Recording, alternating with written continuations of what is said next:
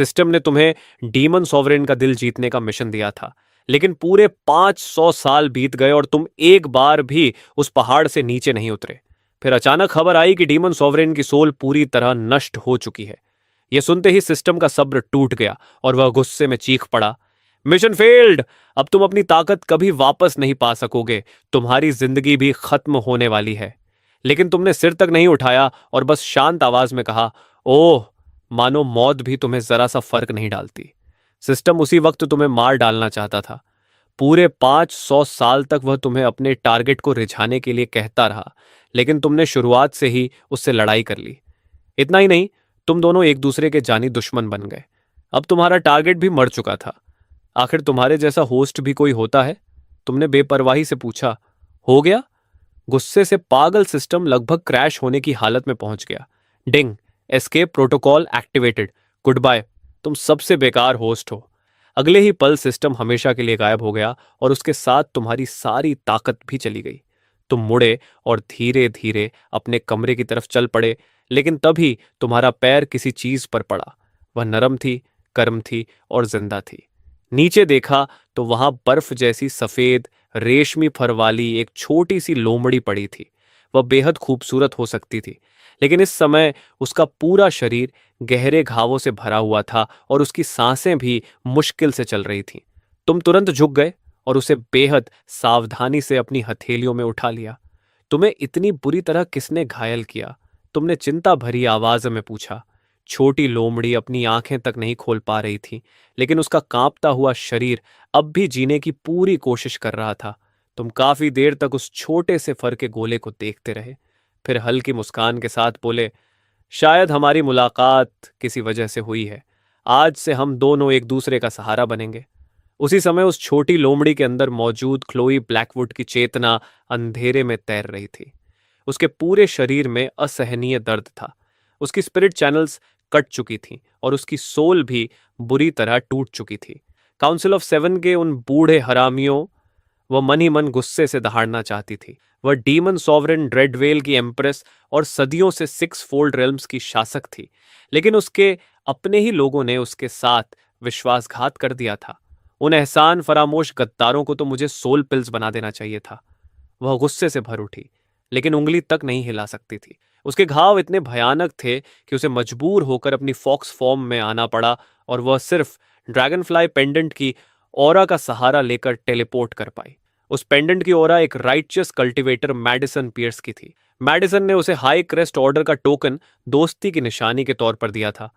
Chloe को पूरा यकीन था कि वह उसे मैडिसन के पास ले जाएगा जहां वह कुछ समय तक छिप सकती थी, लेकिन टेलीपोर्ट होने के बाद वह एक ऐसी जगह आ गिरी जो उसके लिए सबसे बुरा सपना थी। एवरविंटर हॉल, विंटर स्पायर पीक, उसके सबसे बड़े दुश्मन का घर। अगले ही पल वह बेहोश हो गई।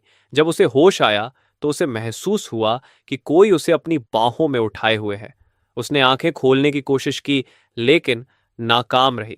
तभी उसके कानों में एक जानी पहचानी ठंडी आवाज गूंजी, आज से हम दोनों एक दूसरे का सहारा बनेंगे।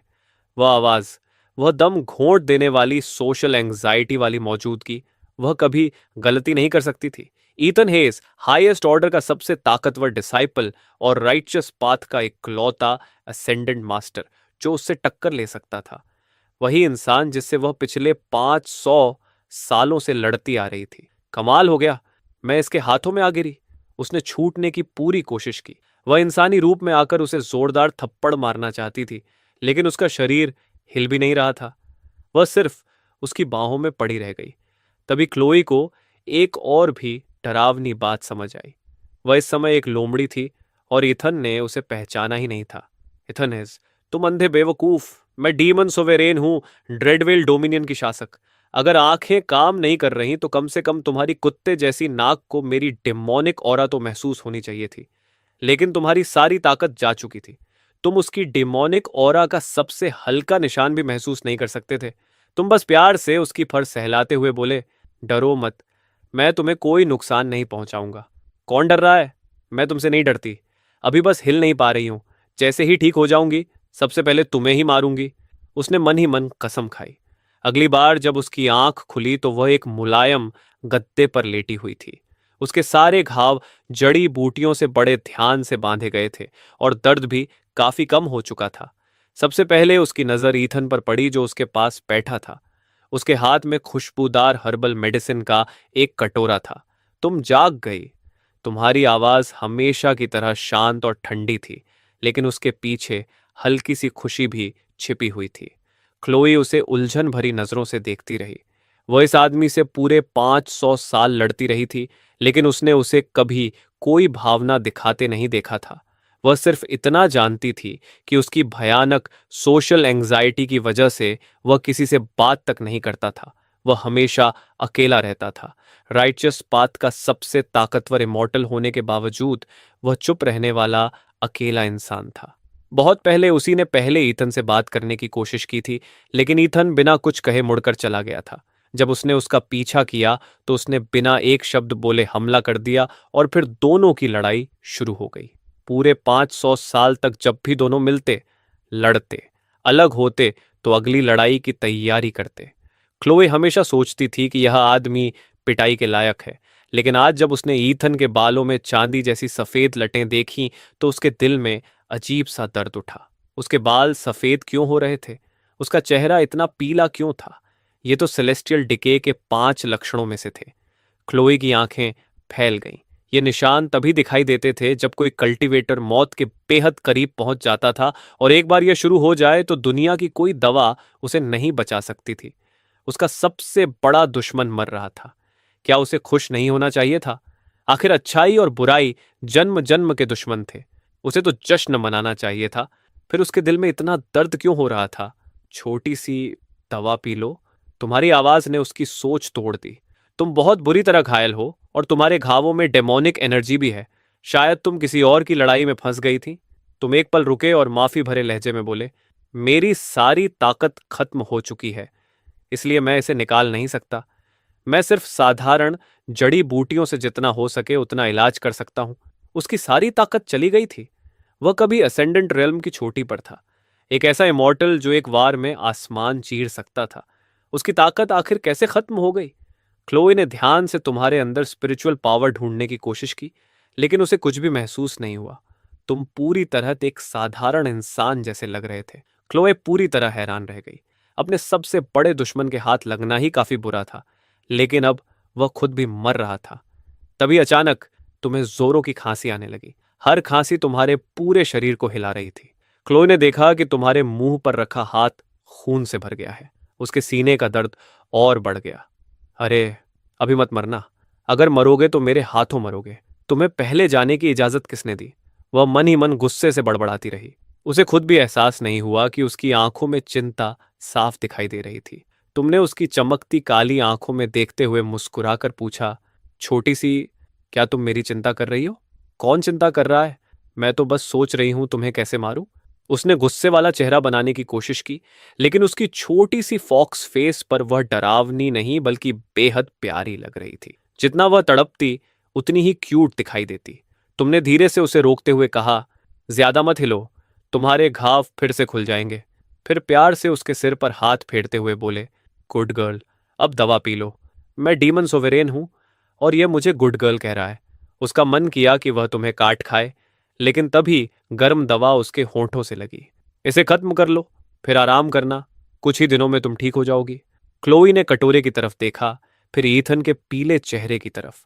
आखिर उसने चुपचाप अपना मुंह खोलकर दवा पी ली। इसलिए नहीं कि उसने कहा था, बल्कि इसलिए क्योंकि उसे जल्दी ठीक होना था, ताकि उसमें ईथन को मारने की ताकत आ सके। हाँ, बस यही वजह थी। दवा ने जल्दी असर किया और क्लो फिर से नींद में डूब गई। आधी बेहोशी में उसे महसूस हुआ कि किसी ने उसे बड़े प्यार से फिर उसी मुलायम गद्दे पर लिटा दिया। उसके ऊपर गर्म और मुलायम कंबल डाल दिया गया। फिर किसी का हाथ बहुत प्यार से उसकी फर सहलाने लगा। अच्छे से सो जाओ छोटी सी, मैं तुम्हारा अच्छे से ख्याल रखूंगा। आधी नींद में डूबी क्लोए बस यही सोचती रह गई। अपने सबसे बड़े दुश्मन के साथ 500 साल तक लड़ते हुए क्लोई ने ईथन को कभी इतना बोलते नहीं देखा था। लड़ाई के दौरान वे मुश्किल से एक दो शब्द बोलता था, लेकिन अब तो उसका मुंह ही बंद नहीं हो रहा था। कितना परेशान करने वाला इंसान है, उसने मन ही मन बड़बड़ाया। फिर भी उसकी हथेलियों की गर्माहट उसे अजीब सा सुकून दे रही थी। देखते ही देखते वह गहरी नींद में सो गई। तुमने मुस्कुराकर उसकी तरफ देखा और धीरे से कहा, आज से मैं तुम्हें स्नो बुलाऊंगा। मैं तुम्हारा मास्टर हूं, इसे हमेशा याद रखना। छोटी सी लोमड़ी ने कोई जवाब नहीं दिया। वह बस नींद में और सिकुड़कर गोल हो गई। तुम हल्का सा मुस्कुराए, फिर झुककर बहुत प्यार से उसके माथे पर एक किस कर दिया। अगर उस समय क्लोए जाग रही होती तो वहीं उछल कर तुम्हें काट खाती। स्नो, तुमने मेरा नाम स्नो रख दिया। स्नो तुम्हारा नाम होगा, तुम्हारे पूरे खानदान का नाम स्नो होगा। और मुझे किस करने की हिम्मत कैसे हुई तुम्हारी? बेशर्म कहीं के। जैसे ही मैं ठीक हो जाऊंगी तुम्हारी सोल तक मिटा दूंगी। अगली सुबह एक तीखी और कर्कश आवाज ने क्लो को जगा दिया। इतन हेज, बाहर से एक औरत की तेज आवाज गूंजी। डेमन सोवेरेन मर चुकी है। पूरी दुनिया जश्न मना रही है। पूरा असेंडेंट वर्ल्ड जीत का उत्सव मना रहा है। तुम हाईएस्ट ऑर्डर के सबसे बड़े डिसाइपल हो, एक राइटियस इमॉर्टल हो, फिर भी वहां नहीं पहुंचे। क्या तुम्हें अपने ऑर्डर और अपने मास्टर की जरा भी इज्जत नहीं है? यह सुनते ही क्लोई के कान खड़े हो गए। डीमन सॉवरेन मर गई? ये लोग मेरी बात कर रहे हैं? उसने बड़ी मुश्किल से अपनी आंखें खोली। उसी पल ईथन ने जल्दी से उसे अपनी स्लीव के अंदर छिपा लिया और फिर दरवाजे की तरफ मुड़कर धीमी लेकिन तनाव भरी आवाज में बोला, शांत रहना। दरवाजे पर एक औरत खड़ी थी। उम्र करीब 30 साल, चेहरा ठंडा और गरिमामय, लेकिन उसकी आंखों में अधिकार और घमंड साफ झलक रहा था। वह थी एवेलिन ग्रो, हाईएस्ट ऑर्डर की लीडर और ईथन की मास्टर। क्लोई ने स्लीव की छोटी सी दरार से उसे देखा और उसकी आंखें बर्फ जैसी ठंडी हो गईं। वह इस औरत को अच्छी तरह पहचानती थी। जब ड्रेडवेल डोमिनियन में गृहयुद्ध शुरू हुआ था और काउंसिल ऑफ सेवन ने बगावत की थी, तब पर्दे के पीछे डोरियां यही औरत हिला रही थी। राइटियस लीडर होने का दिखावा करने वाली यही औरत चुपके से ड्रेडवेल के गद्दारों के साथ मिली हुई थी। दोनों तरफ से हुए हमले ने ही क्लोई को तैयार होने का मौका नहीं दिया था। तभी तुम्हारी आवाज ने उसकी सोच तोड़ दी। मास्टर, वह देखती रही कि तुम आगे बढ़े और पूरी विनम्रता से झुककर उसे प्रणाम किया। तुम्हारा व्यवहार ऐसा था मानो सचमुच तुमसे कोई बड़ी गलती हो गई हो। मुझे माफ कर दीजिए मास्टर, मुझसे जश्न में न आकर गलती हो गई। एवलिन ने नाक सिकोड़ते हुए कहा। अच्छा है, कम से कम तुम्हें अपनी गलती का एहसास तो है। उसने तुम्हें सिर से पैर तक ठंडी नजरों से ऐसे देखा जैसे कोई सामान परख रही हो। सुना है तुम बीमार हो और तुम्हारी ताकत भी खत्म होती जा रही है। तुमने सिर झुकाए ही शांत आवाज में जवाब दिया, मैं ठीक हूं मास्टर। ठीक? एवलिन हल्का सा हंसी। चेहरा पीला पड़ चुका है, बाल सफेद होने लगे हैं, और फिर भी कहते हो कि ठीक हो। वह एक कदम और आगे आई, फिर बोली, खैर, मैं यहां इसके लिए नहीं आई हूं। तुम जश्न में नहीं आए, लेकिन जीत का गिफ्ट तो देना ही होगा। डीमन सॉवरेन मर चुकी है और पूरा असेंडेंट वर्ल्ड जश्न मना रहा है। हाईएस्ट ऑर्डर सबसे बड़ा राइटियस ऑर्डर है, इसलिए हमें उन हीरोज को कीमती ट्रेजर देने होंगे, और हमारे सबसे बड़े डिसाइपल होने के नाते ये सब तुम दोगे। स्लीव के अंदर बैठी क्लोई पूरी तरह सन्न रह गई। ये औरत सच में बीमार डिसाइपल से भी पैसे वसूल रही है। कैसी मास्टर है ये? क्या खुद कंगाल हो गई है? मरते हुए आदमी से भी ट्रेजर ले रही है। उसका मन किया कि किसी को काट खाए, लेकिन उसी समय तुमने सचमुच अपना स्टोरेज रिंग खोल दिया। तुमने एक एक करके ट्रेजर बाहर निकालने शुरू कर दिए और बड़े सलीके से एवेलिन के सामने रख दिए। Moon shadow pearl, millennium frost jade, 9 fold revival pill, हर ट्रेजर अनमोल था। आखिर में तुमने एक हरी जेड से बनी बांसुरी निकाली, फीनिक्स सॉन्ग फ्लूट। उसे देखते ही क्लो का पूरा शरीर जम गया। वह उस फ्लूट को कैसे भूल सकती थी? कभी इसी फ्लूट के लिए वह और इथान लगातार 3 दिन और 3 रात तक लड़ते रहे थे। दोनों बुरी तरह घायल हो गए थे और आखिर में किसी के हाथ कुछ नहीं लगा। बाद में उसने जानबूझकर हार मान ली थी ताकि ईथन वह फ्लूट ले जाए। उसे आज भी वह दिन याद था जब उसने इथान को फीनिक्स सॉन्ग फ्लूट लेकर जाते हुए देखा था और मन ही मन उसे बेवकूफ कहती रही थी। इतना भी नहीं समझ पाया कि मैंने जानबूझकर उसे जीतने दिया था। लेकिन आज वही फ्लूट उसने बिना एक पल सोचे इस चालाक औरत को गिफ्ट में दे दी। क्लोई का गुस्सा फट पड़ा। अब उसे यह भी परवाह नहीं रही कि वह इस समय एक लोमड़ी है। उसने सीधे तुम्हारी कलाई पर अपने नुकीले दांत गड़ा दिए। उसके चारों दांत तुम्हारी चमड़ी चीरते हुए अंदर तक धंस गए। तुम दर्द से एक पल के लिए सख्त हो गए, लेकिन मुंह से एक आवाज तक नहीं निकाली। तुमने बस होंठ भींच लिए और दर्द चुपचाप सह लिया। एवलिन को कुछ भी पता नहीं चला। उसकी नजर सिर्फ ट्रेजर्स पर थी। उसने संतोष से सिर हिलाया, बहुत अच्छा, कम से कम तुम्हें अपनी औकात तो पता है। अगले ही पल उसने सारे ट्रेजर्स अपने स्टोरेज में रख लिए। अब आराम करो, ऑर्डर के बाकी काम मैं संभाल लूंगी। इतना कहकर वह चली गई। उसने एक बार भी यह नहीं पूछा कि तुम्हारी तबीयत कैसी है, न कोई दवा छोड़ी, न चिंता भरी एक नजर डाली। क्लोई तुम्हारी स्लीव के अंदर गुस्से से कांप रही थी। यही है पूरे राइटियस वर्ल्ड का सबसे महान ऑर्डर, यही है इनका महान मास्टर डिसिपल रिश्ता। तभी तुमने प्यार से उसे स्लीव से बाहर निकाला और मुलायम गद्दे पर बैठा दिया। फिर अपनी कलाई पर बने उसके चार छोटे छोटे दांतों के निशान देखे। गुस्सा होने के बजाय तुम हल्का सा मुस्कुराए और बहुत नरमी से बोले, क्या हुआ? अंदर बहुत घुटन हो रही थी क्या? घुटन तुम्हारे सिर में है, मैं तुम पर गुस्सा हूं। आखिर तुमने फीनिक्स सॉन्ग फ्लूट उस बूढ़ी चुड़ैल को क्यों दे दी? मैंने जानबूझकर तुम्हें जिताया था और तुमने उसे यूं ही दे दिया। कितने बेकार और दब्बू इंसान हो तुम। वह गुस्से से गत्ते पर उछलने लगी। उसका मन कर रहा था कि इस सीधे साधे आदमी को अच्छी तरह काट खाए। तुमने धीरे से उसकी फर सहलाते हुए कहा, गुस्सा मत हो। मुझे पता है तुम मुझे बचाने की कोशिश कर रही थी, लेकिन वो सब सिर्फ चीजें हैं। जाने दो। जब तक तुम मेरे साथ हो, मुझे किसी और चीज की जरूरत नहीं। ये सुनते ही क्लोए एकदम चुप हो गई। मुझे बचाने की कोशिश? मैं तो इसे डांट रही थी, लेकिन न जाने क्यों, जब तक तुम मेरे साथ हो, मुझे और कुछ नहीं चाहिए। ये सुनते ही उसके दिल का आधा गुस्सा अपने आप गायब हो गया। एवलिन के जाने के बाद भी तुमने आराम नहीं किया। तुम अपने कमजोर शरीर को घसीटते हुए एवर विंटर हॉल के अंदर वाले कक्ष में पहुंचे। फिर अपने स्टोरेज रिंग से सिनाबार, टेलिस्मन पेपर, कॉपर कॉइन्स और एक रून ब्रश निकाली। उसके बाद अपनी उंगली काटकर फर्श पर खून से कुछ बनाने लगे। धीरे धीरे वह खून फैलने लगा और एक विशाल अरे का आकार लेने लगा। क्लोए की आंखें फैल गईं। एबिसल सोल कॉलिंग अरे। ये एक ऐसा प्राचीन अरे था जिसके बारे में कहा जाता था कि अगर किसी मरे हुए इंसान की सोल का एक छोटा सा टुकड़ा भी कहीं मौजूद हो तो ये उसे वापस बुला सकता है। लेकिन इसकी कीमत बहुत भयानक होती थी। कम से कम इसमें सारी ताकत खत्म हो जाती थी और ज्यादा हुआ तो जान तक चली जाती थी। इथन की हालत देखकर क्लो को सबसे बुरा अंदेशा होने लगा। तभी तुम्हें फिर से जोरों की खांसी आने लगी। तुम्हारे मुंह से लगातार खून निकल रहा था, लेकिन तुम रुके नहीं। कांपते हुए हाथों से तुम अपना खून लगातार उस अरे में डालते रहे। क्लोई तुम्हें हैरानी से देखती रही। वह समझ ही नहीं पा रही थी कि जो इंसान खुद मरने वाला है, वह अपनी बची हुई जिंदगी भी इस अरे में क्यों झोंक रहा है। वह आखिर किसकी सोल को बुलाना चाहता था? तुम अरे के बीचों बीच घुटनों के बल बैठ गए और कोई प्राचीन मंत्र पढ़ने लगे। उसकी एक भी पंक्ति समझ नहीं आ रही थी, लेकिन एक नाम साफ सुनाई दिया, क्लोई ब्लैकवुड। क्लोई का दिल जोर से धड़क उठा। ये मेरी सोल को बुला रहा है। इसे लगता है कि मैं मर चुकी हूं, इसलिए ये सब कर रहा है। अगले ही पल जमीन से खून जैसी लाल रोशनी उठी और पूरे कमरे में फैल गई। लेकिन तुरंत ही तुम्हारे मुंह से फिर खून निकल पड़ा। अरे पूरी तरह फेल हो गया, क्योंकि क्लोई मरी ही नहीं थी। उसकी सोल का कोई टुकड़ा दुनिया में बिखरा हुआ था ही नहीं जिसे बुलाया जा सके। लेकिन तुम्हें यह सच पता नहीं था। तुम्हें लगा कि तुम्हारी ताकत कम होने की वजह से फिर से असफल हो गए हो। तुमने होंठों पर लगा खून पोंछा, फिर एक बार और नया हैंड सील बनाया। अगले ही पल तुम्हारे मुंह से फिर खून निकला और तुम लगभग गिर ही पड़े। लेकिन तुम फिर भी हार मानने को तैयार नहीं थे। क्लोई तुम्हें अपनी आखिरी हद तक खुद को धकेलते हुए देख रही थी। उसका दिल कसकर सिकुड़ गया। वह तुमसे कुछ कहना चाहती थी।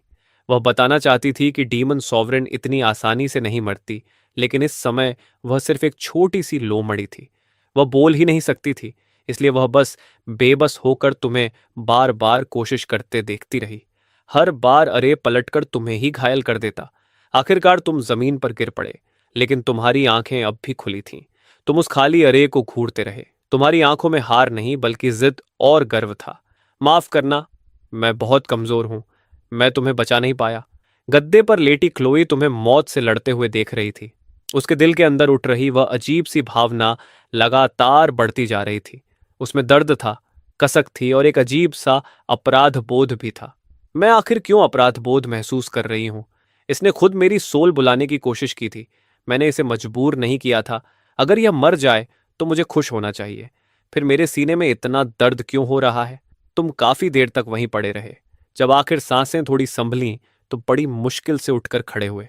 फिर तुम उस छोटी लोमड़ी के पास आए, उसे प्यार से अपनी बाहों में उठा लिया और फुसफुसाती हुई आवाज में बोले, स्नो, तुम्हारे घावों में डेमोनिक एनर्जी है। तुम जरूर ड्रेडवेल डोमिनियन के आसपास रही होगी। शायद तुमने उसे देखा हो। उसका नाम क्लोई ब्लैकवुड है। वह एक बहुत ताकतवर डीमन सॉवरेन है। बिल्कुल देखा है। मैं खुद ही क्लोई ब्लैकवुड हूँ। और ये क्या मतलब कि मैं बहुत ताकतवर हूँ? मेरी तारीफ कर रहे हो? आखिर क्यों? वह मन ही मन बड़बड़ाई। तुम धीरे धीरे बोलते रहे। पूरे 500 साल हम लड़ते रहे, लेकिन कभी कोई साफ जीत नहीं पाया। वह इकलौती इंसान थी जिसने सच में मुझसे बात करने की कोशिश की। क्लोई एकदम सन्न रह गई। मुझसे बात करने की कोशिश? मैं तो हर बार तुम पर चिल्लाती थी। तुम हल्का सा मुस्कुराए। हाँ, वह हर बार मुझ पर चिल्लाती थी, लेकिन मुझे पता था कि उसके मन में कोई बुराई नहीं थी। बस उसे अपनी भावनाएं जतानी नहीं आती थी। मुझे सब आता था। मैं सच में तुम पर चिल्लाना चाहती थी, समझे? क्लोई मन ही मन चीखी। तभी तुम्हारी नजर कहीं दूर चली गई और तुम धीरे से बोले, वो फीनिक्स सॉन्ग फ्लूट जो मास्टर ले गई, असल में क्लोई ने ही मुझे दी थी। जब हम उसके लिए लड़ रहे थे, तभी उसने जानबूझकर मुझे जीतने दिया। मुझे शुरू से पता था। उसकी 1000 फोल्ड मिराज टेक्निक इतनी ताकतवर थी कि वह मुझसे हार ही नहीं सकती थी। तुम हल्का सा हंसे। शायद वह मुझे खुश करना चाहती थी, बस कभी मानती नहीं।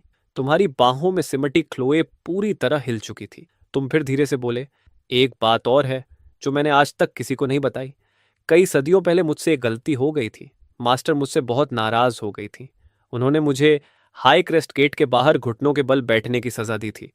उस दिन भयानक तूफान आया हुआ था और आसमान से लाइटनिंग ट्रिब्यूलेशन गिर रही थी। आसपास खड़े सारे राइचस कल्टिवेटर्स मुझ पर हंस रहे थे। किसी ने मेरी मदद नहीं की, लेकिन क्लोई आई थी।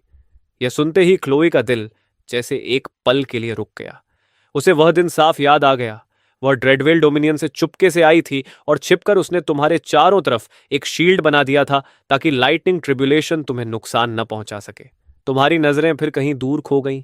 उसे लगा कि मुझे पता नहीं चला। उसने अपनी डेमोनिक ऑनरा पूरी तरह छिपा ली थी ताकि मैं यही सोचूं कि किसी राइटियस कल्टिवेटर ने मेरी मदद की है। लेकिन मैं उसकी खुशबू पहचान गया था। वह हल्की सी प्लम ब्लसम की खुशबू। उसे मैं कभी भूल ही नहीं सकता। मैं हमेशा उसे थैंक यू कहना चाहता था, लेकिन जब भी हम मिले, हम लड़ पड़े। और मुझे लोगों से बात करनी आती ही नहीं, इसलिए मैं कभी कह नहीं पाया। तुमने अपनी बाहों में सिमटी लोमड़ी की तरफ देखा। तुम्हारी आंखों में सिर्फ नरमी और पछतावा था। अब शायद मुझे कभी मौका नहीं मिलेगा। क्लोई को लगा जैसे किसी ने उसके दिल पर जोर से चोट मारी हो। इसे शुरू से सब पता था। इसे हर बात पता थी। तुम प्यार से उसकी फर सहलाते हुए बोले, स्नो, तुम्हें क्या लगता है, क्या क्लो मुझसे इसलिए नफरत करती थी क्योंकि मैंने उसकी दयालुता ठुकरा दी? क्योंकि मैं उसे कभी थैंक यू नहीं कह पाया? क्लोई चुपचाप तुम्हें देखती रही। नफरत? मैं तुमसे नफरत कैसे कर सकती थी? मुझे तो बस समझ नहीं आता था कि तुम्हारा सामना कैसे करूं। लेकिन वह बोल नहीं सकती थी। तुमने लंबी सांस ली। छोड़ो, अब वह इस दुनिया में नहीं है। अगर वह सच में मुझसे नफरत करती थी, तो अब कभी बता भी नहीं पाएगी। तुमने बाहर चमकते चांद की तरफ देखा और बहुत शांत आवाज में कहा, स्नो, मेरे पास ज्यादा समय नहीं बचा है। जब मैं मर जाऊं, तब मेरा शरीर खा लेना और इंसानी रूप ले लेना। इसे एक दोस्त का आखिरी गिफ्ट समझना। यह सुनते ही क्लोई ने झटके से सिर उठाया। वह तुम्हें अपनी मौत की तैयारी करते देख रही थी।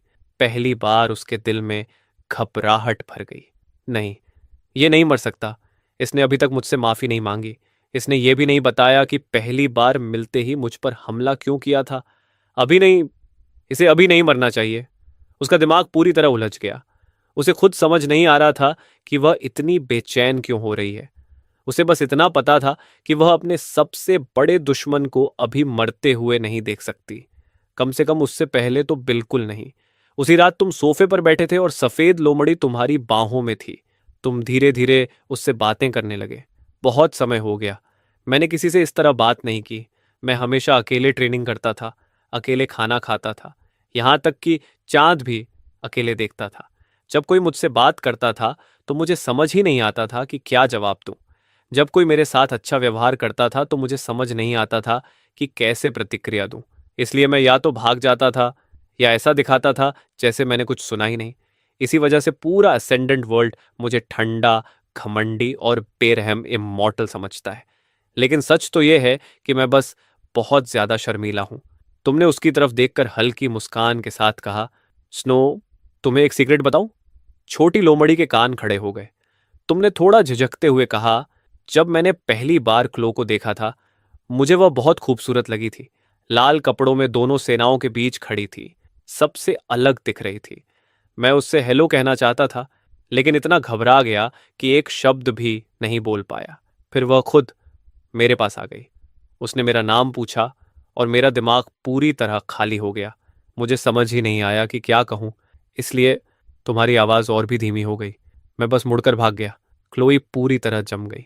रुको, मतलब पहली बार जब हम मिले थे, तब ये मुझे नीचा दिखाकर नहीं गया था। ये तो सिर्फ शर्म के मारे भाग गया था। तुम पछतावे से मुस्कुराए। फिर वह मेरा पीछा करने लगी। मैं और भी ज्यादा घबरा गया। मुझे लगा अब वह पूछेगी कि मैं उसे नजरअंदाज करके क्यों भागा। मुझे कुछ समझ नहीं आया, इसलिए मैंने उस पर हमला कर दिया। मेरा ऐसा करने का इरादा नहीं था। मैं बस इतना घबरा गया था कि दिमाग से पहले शरीर चल पड़ा। फिर हमारी लड़ाई शुरू हो गई, और उसी एक लड़ाई ने ड्रेडवेल डोमिनियन के साथ होने वाली शांति वार्ता भी बर्बाद कर दी। बाद में मुझे बहुत पछतावा हुआ।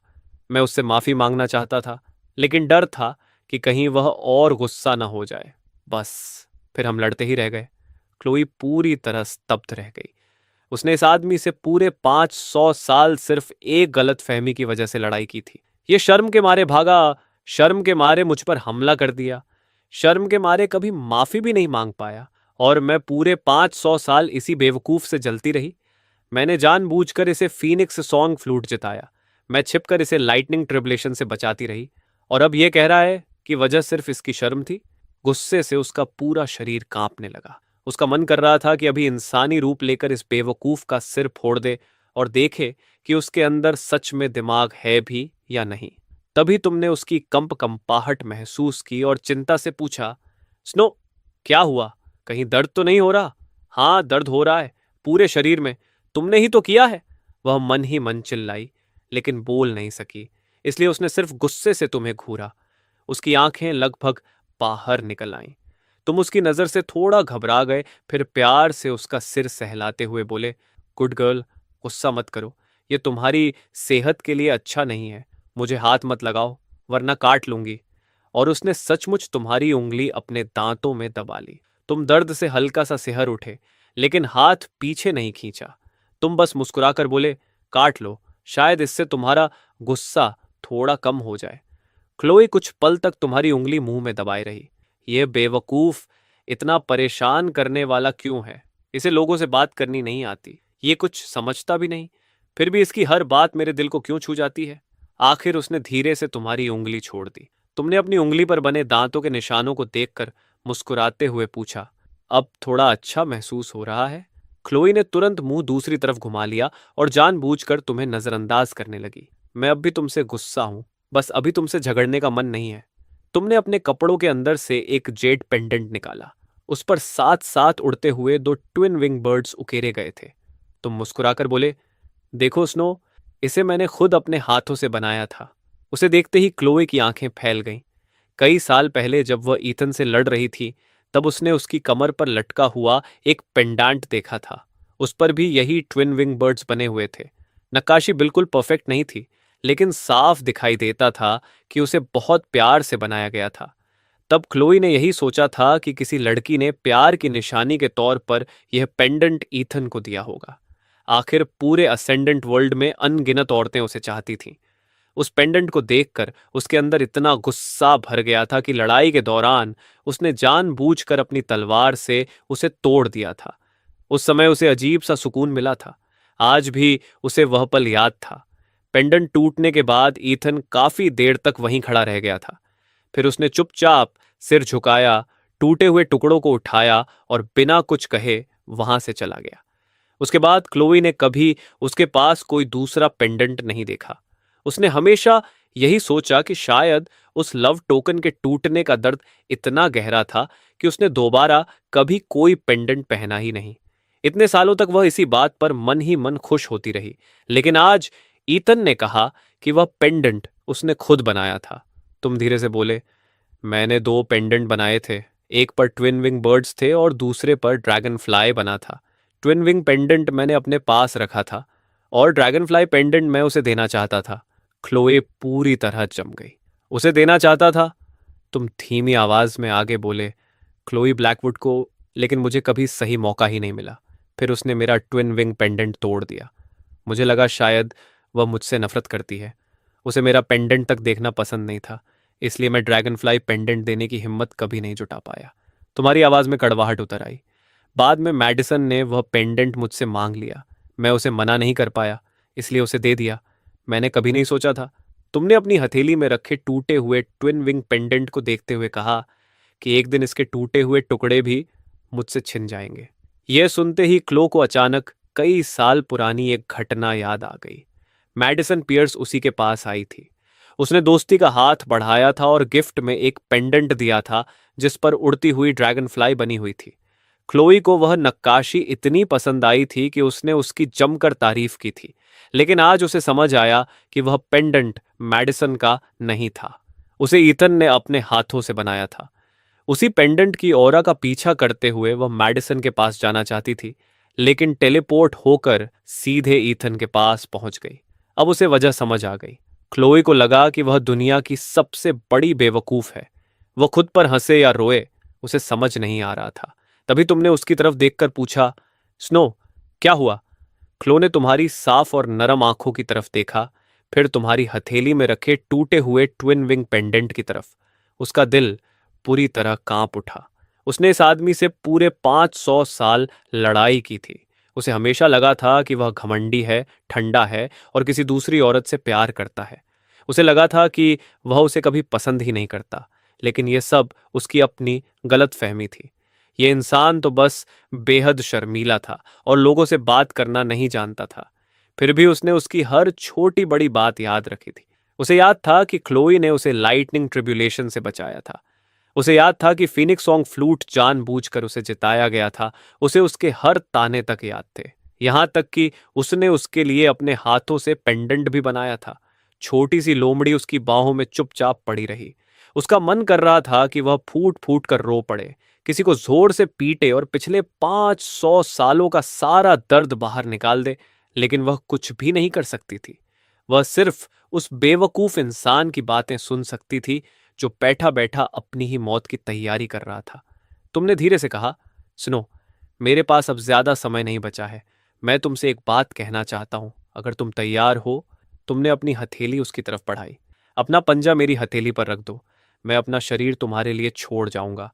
मेरे मरने के बाद उसे अब्सॉर्ब करके इंसानी रूप ले लेना। इसे एक दोस्त का आखिरी गिफ्ट समझना। क्लोए तुम्हारी खुली हुई हथेली को देखती रही। उसे मना कर देना चाहिए था। आखिर डीमन सॉवरेन किसी राइचियस कल्टिवेटर की दया कैसे स्वीकार कर सकती थी? लेकिन तभी उसका पंजा अपने आप उठ गया। उसने उसे हिलाया भी नहीं था। उसका पंजा खुद ब खुद तुम्हारी हथेली पर आकर टिक गया। तुम्हारे चेहरे पर दिल से निकली हुई मुस्कान खिल उठी। उसमें सुकून भी था। तुमने धीरे से कहा, थैंक यू स्नो, मेरे साथ रहने के लिए शुक्रिया। क्लोए का दिल जैसे किसी ने जोर से दबा दिया। तभी तुमने अपनी जेब से एक लाल धागा निकाला। उसमें हल्की सी लाल चमक थी। साफ था कि वह कोई साधारण धागा नहीं था। तुमने समझाते हुए कहा, यह 3 लाइफ्स थ्रेड है, 3 फोल्ड वर्ल्ड्स का एक अनमोल ट्रेजर। यह किसी सोल को नए शरीर तक पहुंचाने में मदद करता है। इससे तुम्हें मेरा शरीर अब्जॉर्ब करने में आसानी होगी। लेकिन एक कहानी भी है। कहते हैं कि इस धागे से बंधे दो लोग अगर एक दूसरे से प्यार करने लगें तो उनकी किस्मत हमेशा के लिए एक हो जाती है और वे कभी अलग नहीं हो पाते। यह सुनते ही क्लोए की आंखें फैल गईं। वह इस लेजेंडरी थ्रेड को अच्छी तरह जानती थी। एक बार इसका बंधन सच में बन जाए तो वह हमेशा के लिए दोनों को जोड़ देता था। उसने पीछे हटने की कोशिश की, लेकिन तब तक तुमने धागे का एक सिरा अपनी उंगली में बांध दिया था और दूसरा उसकी पूंछ में। फिर मुस्कुराकर बोले, डरने की जरूरत नहीं है। इसका बंधन तभी काम करेगा जब हम दोनों एक दूसरे से प्यार करेंगे। अभी तो यह सिर्फ तुम्हें मेरा शरीर अब्जॉर्ब करने में मदद करेगा। तुम तो बस एक छोटी सी लोमड़ी हो। भला तुम मुझसे प्यार कैसे कर सकती हो? और जब मैं मर जाऊंगा तो यह धागा अपने आप गायब हो जाएगा। इंसानी रूप लेने के बाद तुम्हारी लव लाइफ पर इसका कोई असर नहीं पड़ेगा। क्लोए मन ही मन बड़बड़ाई, मैं तुमसे प्यार नहीं कर सकती। तुम्हें कैसे पता कि नहीं करूंगी? रुको, मैं ऐसा सोच भी क्यों रही हूं? मैं डीमन सॉवरेन हूं। मैं किसी राइचस कल्टिवेटर से कभी प्यार नहीं कर सकती। लेकिन अपनी पूंछ से बंधे उस लाल धागे को देखते ही उसके दिल में अचानक एक अजीब सी बेचैनी पैदा हो गई। 3 दिन बाद एवरविंटर हॉल में एक ऐसा मेहमान आया जिसे देखकर क्लोई का मन खराब हो गया। बाहर से एक मीठी आवाज सुनाई दी, सीनियर ब्रदर। उस समय क्लोई अपने गद्दे पर सोने का नाटक कर रही थी, लेकिन ये आवाज सुनते ही उसके कान खड़े हो गए। वह इस आवाज को कभी नहीं भूल सकती थी। ये थी मैडिसन पियर्स, एवलिन क्राउ की सबसे छोटी डिसिप्ल और इत्थान की जूनियर डिसिप्ल। वही लड़की जिसने ईथन का पेंडेंट इस्तेमाल करके क्लोई का भरोसा जीता था। दरवाजा खुला और सफेद कपड़े पहने एक खूबसूरत लड़की मुस्कुराती हुई अंदर आई। उसके चेहरे पर मासूम मुस्कान थी। सीनियर ब्रदर, मैं आपसे मिलने आई हूं। मैडिसन सच में बहुत खूबसूरत थी।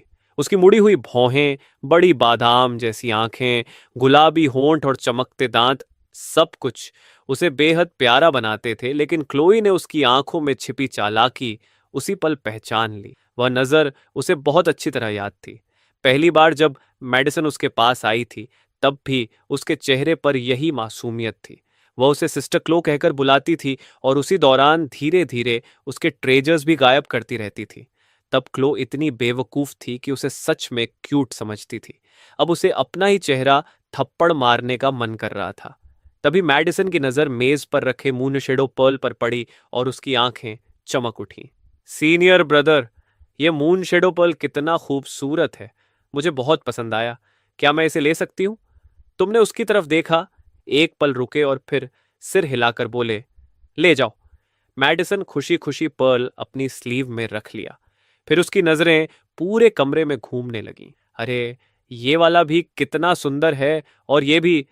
सीनियर ब्रदर, यहां तो सब कुछ कितना खूबसूरत है। वह किसी ट्रेजर वॉल्ट में घुसे चूहे की तरह हर चीज उठाकर देखने लगी। जो भी कीमती चीज उसे पसंद आती, वह मासूम चेहरा बनाकर कहती कि उसे बहुत अच्छी लगी, और अगले ही पल उसे अपनी स्लीव में छिपा लेती। गद्दे पर पड़ी क्लो गुस्से से कांप रही थी। उसने अपनी पूरी जिंदगी में इतनी बेशर्म लड़की नहीं देखी थी। लेकिन ईथन चुपचाप सब देखता रहा। उसने मैडिसन को बिना रोके पूरे कमरे की हर चीज उलट पुलट करने दी। क्लोई का मन कर रहा था कि अभी उसी नकली सांप को काट काट कर खत्म कर दे, लेकिन इस समय वह सिर्फ एक छोटी सी लोमड़ी थी और मुश्किल से हिल भी पा रही थी। मैडिसन जितना लूट सकती थी, सब समेटने के बाद आखिर उसकी नजर उस सफेद लोमड़ी पर पड़ी। अरे सीनियर ब्रदर, आपके पास ये फॉक्स कब से है? वह झुककर क्लोई को ध्यान से देखने लगी। कितनी क्यूट है, जरा इसे प्यार कर लूं। इतना कहकर उसने अपना हाथ बढ़ाया ताकि उसकी फर सहला सके। क्लोए का गुस्सा उसी पल भड़क उठा। मेरे ऊपर हाथ रखकर तो देख। उसने बिना एक पल घुमाए मैडिसन की कलाई में अपने नुकीले दांत गड़ा दिए। आह! मैडिसन दर्द से चीख पड़ी और झटके से अपना हाथ पीछे खींच लिया। उसकी कलाई पर दांतों के 2 गहरे निशान बन गए थे और उनमें से खून टपकने लगा। तू छोटी सी जंगली जानवर। पल भर में मैडिसन का मासूम और प्यारा चेहरा गायब हो गया। उसकी जगह गुस्से और जहर से भरा चेहरा दिखाई देने लगा। मेरी हिम्मत कैसे हुई मुझे काटने की? उसने हाथ उठाया और उसकी हथेली में स्पिरिचुअल पावर इकट्ठी होने लगी। वह क्लोई पर वार करने ही वाली थी कि तभी तुम्हारी ठंडी आवाज पूरे कमरे में गूंज उठी। रुको! तुम दोनों के बीच आकर खड़े हो गए। ये मेरी स्पिरिट पेट है। तुम्हारी आवाज शांत थी, लेकिन उसमें ऐसा अधिकार था जिसे कोई नजरअंदाज नहीं कर सकता था। मैडिसन कुछ पल के लिए रुक गई। सीनियर ब्रदर, इसने मुझे घायल किया है। मेरा हाथ देखिए। उसने अपनी कलाई तुम्हारी तरफ बढ़ाई और बेचारी बनने लगी। यह आपकी स्पिरिट पेट हो सकती है, लेकिन इसने किसी को चोट पहुंचाई है। आपको मुझे इसका जवाब देना होगा।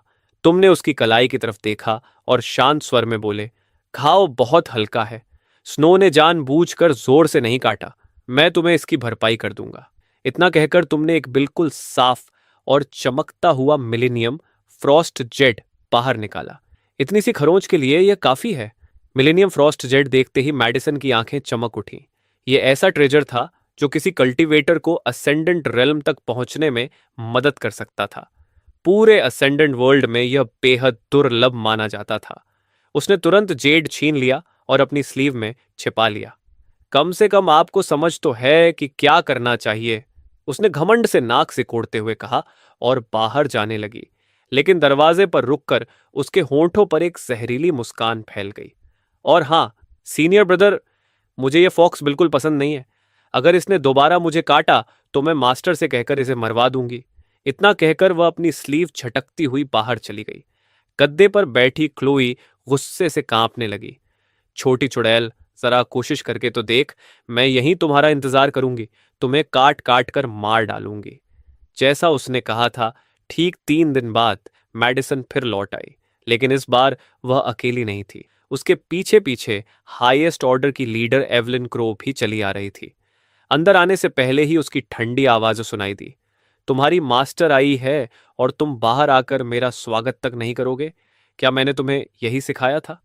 तुम कुछ पल चुप रहे, फिर धीरे धीरे उठकर दरवाजे तक गए और आदर से झुक गए। मास्टर, एवलिन ने ठंडी सांस भरी और सीधे एवरविंटर हॉल के अंदर चली आई। उसकी नजर पूरे हॉल में घूमी और आखिर जाकर उस सफेद लोमड़ी पर टिक गई। यही वह जानवर है जिसने मेरी सबसे प्यारी डिसाइपल को घायल करने की हिम्मत की। मैडिसन तुरंत आगे बढ़ी और एवलिन का हाथ पकड़ लिया। उसकी आंखें लाल हो चुकी थीं। मास्टर, मेरा हाथ देखिए। उसने अपनी कलाई आगे कर दी।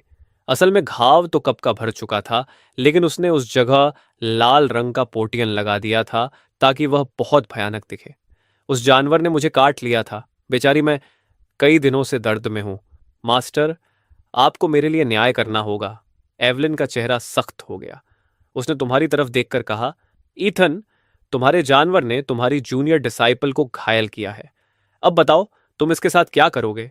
तुम कुछ पल चुप रहे, फिर शांत आवाज में बोले, मैं इसे कोई सजा नहीं दूंगा। ये मेरी स्पिरिट पेट है। एवलिन की आंखें सिकुड़ गईं। तो तुम्हारा मतलब है कि मैडिसन के साथ जो हुआ उसका कोई हिसाब नहीं दोगे? तुमने पहली बार सिर उठाकर सीधा एवलिन की आंखों में देखा। अगर जवाब चाहिए तो मैं अपनी जूनियर डिसाइपल को मुआवजा दे सकता हूं, लेकिन स्नो। तुम्हारी आवाज पहले से कहीं ज्यादा ठंडी हो गई। स्नो को कोई हाथ नहीं लगाएगा। मैडिसन तुरंत रोने लगी। सीनियर ब्रदर, आप ऐसा कैसे कर सकते हैं? वह तो सिर्फ एक जानवर है। उसने मुझे घायल किया है और आप उसके लिए मास्टर की बात तक नहीं मान रहे? वह रोते रोते बोली, मास्टर, सीनियर ब्रदर को अब मेरी कोई परवाह ही नहीं रही। एक जानवर मिल गया और मुझे ही भूल गए। मैं कितनी दुखी हूं। एवलिन ने मैडिसन को रोते देखा तो उसकी आंखों में कठोर चमक उभर आई। अगर तुम उस जानवर को सजा नहीं दोगे तो मुझे कठोर होना पड़ेगा। किसी डिसाइपल को अपने जानवर से घायल करवाना खुद हमला करने जैसा ही अपराध है। क्या तुम हाईएस्ट ट्रिब्यूनल की सजा भुगतना चाहते हो? पूरे हॉल में भारी सन्नाटा छा गया। गद्दे पर पड़ी क्लोई ये सब देखकर मन ही मन हंस पड़ी। क्या कमाल की जोड़ी है। दोनों एक दूसरे का खेल कितनी अच्छी तरह समझती हैं। अब देखना है कि मेरा यह बेवकूफ आर्च राइवल क्या करता है। तभी तुम धीरे धीरे खड़े हो गए। तुम्हारी आंखों में जो हमेशा नरमी रहती थी उसकी जगह पहली बार हड्डियां जमा देने वाली ठंडक उतर आई। तुमने बेहद शांत लेकिन साफ आवाज में कहा, मास्टर, मैंने पहले ही कहा था, स्नो को कोई हाथ नहीं लगाएगा। एवलिन एक पल के लिए जड़ हो गई। उसने कभी तुम्हें इस रूप में नहीं देखा था। उसका हमेशा आज्ञाकारी रहने वाला डिसाइपल पहली बार उसकी आंखों में आंखें डालकर खड़ा था। उसने भारी आवाज में पूछा, तुमने क्या कहा? तुमने एक एक शब्द साफ बोलते हुए कहा, पिछले 500 सालों से मैंने सिर्फ पुराने रिश्ते की इज्जत करते हुए तुम्हें सहा है। आखिर तुम बार बार मुझे क्यों मजबूर कर रही हो? मेरी जिंदगी वैसे भी खत्म होने वाली है। मेरे मरने के बाद भी तुम स्नो को नहीं छोड़ोगी, तो फिर मुझे भी तुम पर दया दिखाने की कोई वजह नहीं बचती। मास्टर, तुम्हारे आखिरी शब्द के साथ ही पूरा एवरविंटर हॉल कांप उठा। एवलिन का चेहरा बदल गया। उसे तुम्हारे अंदर से उठती हुई एक भयानक ऑरा महसूस हुई। वह विशाल थी, अथाह थी और साफ तौर पर एसेंडेंट रिल्म का दबाव था। असंभव। एवलिन डरकर एक कदम पीछे हट गई। क्या तुम्हारी सारी ताकत खत्म नहीं हो चुकी थी? तुमने कोई जवाब नहीं दिया। तुमने अपनी जीभ काटी और खून की एक धार हवा में उछाल दी। वह खून हवा में अनगिनत रणज में बदल गया। अगले ही पल वे सारे रून्स मिलकर एक विशाल काला बैनर बन गए। उसके ऊपर अनगिनत टेढ़े मेढ़े चेहरे सिले हुए थे जो बिना आवाज के चीख रहे थे। मिरियड सोल्स बैनर, प्राचीन ईवल वेपन जो किसी की सोल को शरीर से निकालकर हमेशा के लिए अपने अंदर कैद कर सकता था। उसे देखते ही एवलिन का चेहरा सफेद पड़ गया। Myriad souls banner? क्या तुम पागल हो गए हो? उसे इस्तेमाल करने की कीमत तुम्हारी अपनी जान है। वह अपनी बात पूरी भी नहीं कर पाई थी कि उसी पल बर्फ जैसी चमकती हुई एक सोर्ड लाइट उसकी तरफ लपकी। फ्रॉस्टबेन सोर्ड, ईथन की सोल बाउंड सोर्ड। उसकी राह में आने वाली हर चीज पल भर में बर्फ बन गई। एवलिन बचने की कोशिश भी नहीं कर पाई। तलवार इतनी तेज थी कि उसे प्रतिक्रिया देने का मौका तक नहीं मिला। अगले ही पल खून हवा में उछला और हाईएस्ट ऑर्डर की लीडर एवेलिन ग्रोव का सिर धड़ से अलग होकर नीचे गिर गया। मास्टर! मैडिसन चीख उठी और मुड़कर भागने लगी, लेकिन उसने 2 कदम भी नहीं रखे थे कि सोर्ड एनर्जी ने उसका सीना आर पार कर दिया। उसने नीचे देखा। उसकी छाती के बीचों बीच एक साफ छेद बन चुका था। उसकी आंखों में अविश्वास भर गया। सीनियर ब्रदर, वह कुछ कहना चाहती थी, लेकिन तब तक बहुत देर हो चुकी थी। उसी समय मिरियड सोल्स बैनर पूरी तरह खुल गया और उसने एवलिन तथा मैडिसन दोनों की सोल्स खींचकर अपने अंदर कैद कर ली। बैनर के अंदर से उनकी दर्दनाक चीखें लगातार गूंजने लगीं। तुमने धीरे से बैनर वापस समेट लिया। तुम्हारा चेहरा कागज की तरह सफेद पड़ चुका था। उस आखिरी हमले ने तुम्हारी बची हुई सारी उम्र भी जला डाली थी, लेकिन तुम्हें जरा भी पछतावा नहीं था। तुम अच्छी तरह जानते थे कि इन सालों में इस ऑर्डर ने तुम्हारे साथ कैसा व्यवहार किया था। अगर सिस्टम का मिशन न होता तो अपनी पुरानी ताकत के साथ तुम कभी किसी और का मोहरा बनकर नहीं रहते। अब सिस्टम भी जा चुका था। तुम्हें पता था कि तुम्हारी कहानी यहीं खत्म होने वाली है। अपनी बची हुई सोल पावर से तुमने पूरे विंटर स्पायर पीक को सील कर दिया। वह पहाड़ जहां कभी एक असेंडेंट इमॉर्टल रहा करता था, दुनिया से पूरी तरह गायब हो गया। हाई क्रेस्ट का पहला पीक अब सिर्फ समतल जमीन बनकर रह गया। तुमने आखिरी बार स्नो की तरफ देखा। अब इस दुनिया में तुम्हारे पास सिर्फ वही बची थी, लेकिन अगले ही पल पूरी दुनिया तुम्हारी आंखों के सामने अंधेरी पड़ गई और तुम सीधे जमीन पर गिर पड़े। अपनी बची हुई आखिरी चेतना के साथ तुम्हें महसूस हुआ कि किसी ने तुम्हें गिरने से पहले थाम लिया है। वह एहसास बेहद नरम, गर्म और सुकून देने वाला था। उसके साथ हल्की सी प्लम ब्लसम की खुशबू भी आ रही थी। क्लो ने अपना इंसानी रूप धारण कर लिया था। उसने गिरते हुए ईथन को अपनी बाहों में पकड़ लिया। उसने अपनी गोद में पड़े उसके कागज की तरह सफेद चेहरे को देखा और कांपती हुई आवाज में बोली, तुम बेवकूफ! क्या सच में एक फॉक्स के लिए इतना सब करना जरूरी था? लेकिन तुमने कोई जवाब नहीं दिया। तुम बिल्कुल किसी लाश की तरह निश्चल पड़े थे। क्लोई ने तुरंत अपनी स्पिरिट सेंस से तुम्हारी हालत जांची। जैसे जैसे वह तुम्हारे शरीर को महसूस करती गई, उसका चेहरा और गंभीर होता गया। तुम्हारी ज्यादातर स्पिरिट चैनल्स टूट चुकी थीं। तुम्हारी स्पिरिचुअल सेंस भी बुरी तरह चटक चुकी थी। तुम्हारे पास अब 10 साल से भी कम की जिंदगी बची थी। इस बेवकूफ ने सचमुच उसे बचाने के लिए अपनी जान दांव पर लगा दी थी। क्लोई धीरे से तुम्हारे सीने पर सिर रखकर तुम्हारी बहुत हल्की धड़कन सुनने लगी। उसकी नाक में जलन हुई और आंखों से आंसू निकल पड़े। आर्च राइवल, अभी मत मरना। अगर तुम मरोगे तो मेरे हाथों मरोगे। लेकिन तुम उसकी आवाज सुन ही नहीं सकते थे। क्लोई ने बाहर चमकते चांद की तरफ देखा। चांदनी उसके खूबसूरत चेहरे पर पड़ रही थी, लेकिन तब तक उसका चेहरा आंसुओं से भीग चुका था। उसने धीमे से फुसफुसाया, तुमने मना नहीं किया, यानी हाँ है। आज से तुम मेरे हो। जब ठीक हो जाओगे तो मेरे साथ ड्रेडवेल डोमिनियन चलोगे। वहां तुम्हें वही करना होगा जो मैं कहूंगी, समझे? बेशक तुम कुछ सुन नहीं सकते थे, लेकिन क्लोई को उससे कोई फर्क नहीं पड़ा। उसने धीरे से झुककर तुम्हारे माथे पर एक किस किया और फुसफुसाई, आर्क राइवल, जब तुम जागोगे तब मुझे तुमसे बहुत सारी बातें करनी है। दिन बीतते गए। बसंत आया, फिर पतझड़, फिर ठंड और गर्मी। देखते ही देखते पूरे 2 साल गुजर गए। इन 2 सालों तक क्लो एक पल के लिए भी तुम्हारे पास से नहीं हटी।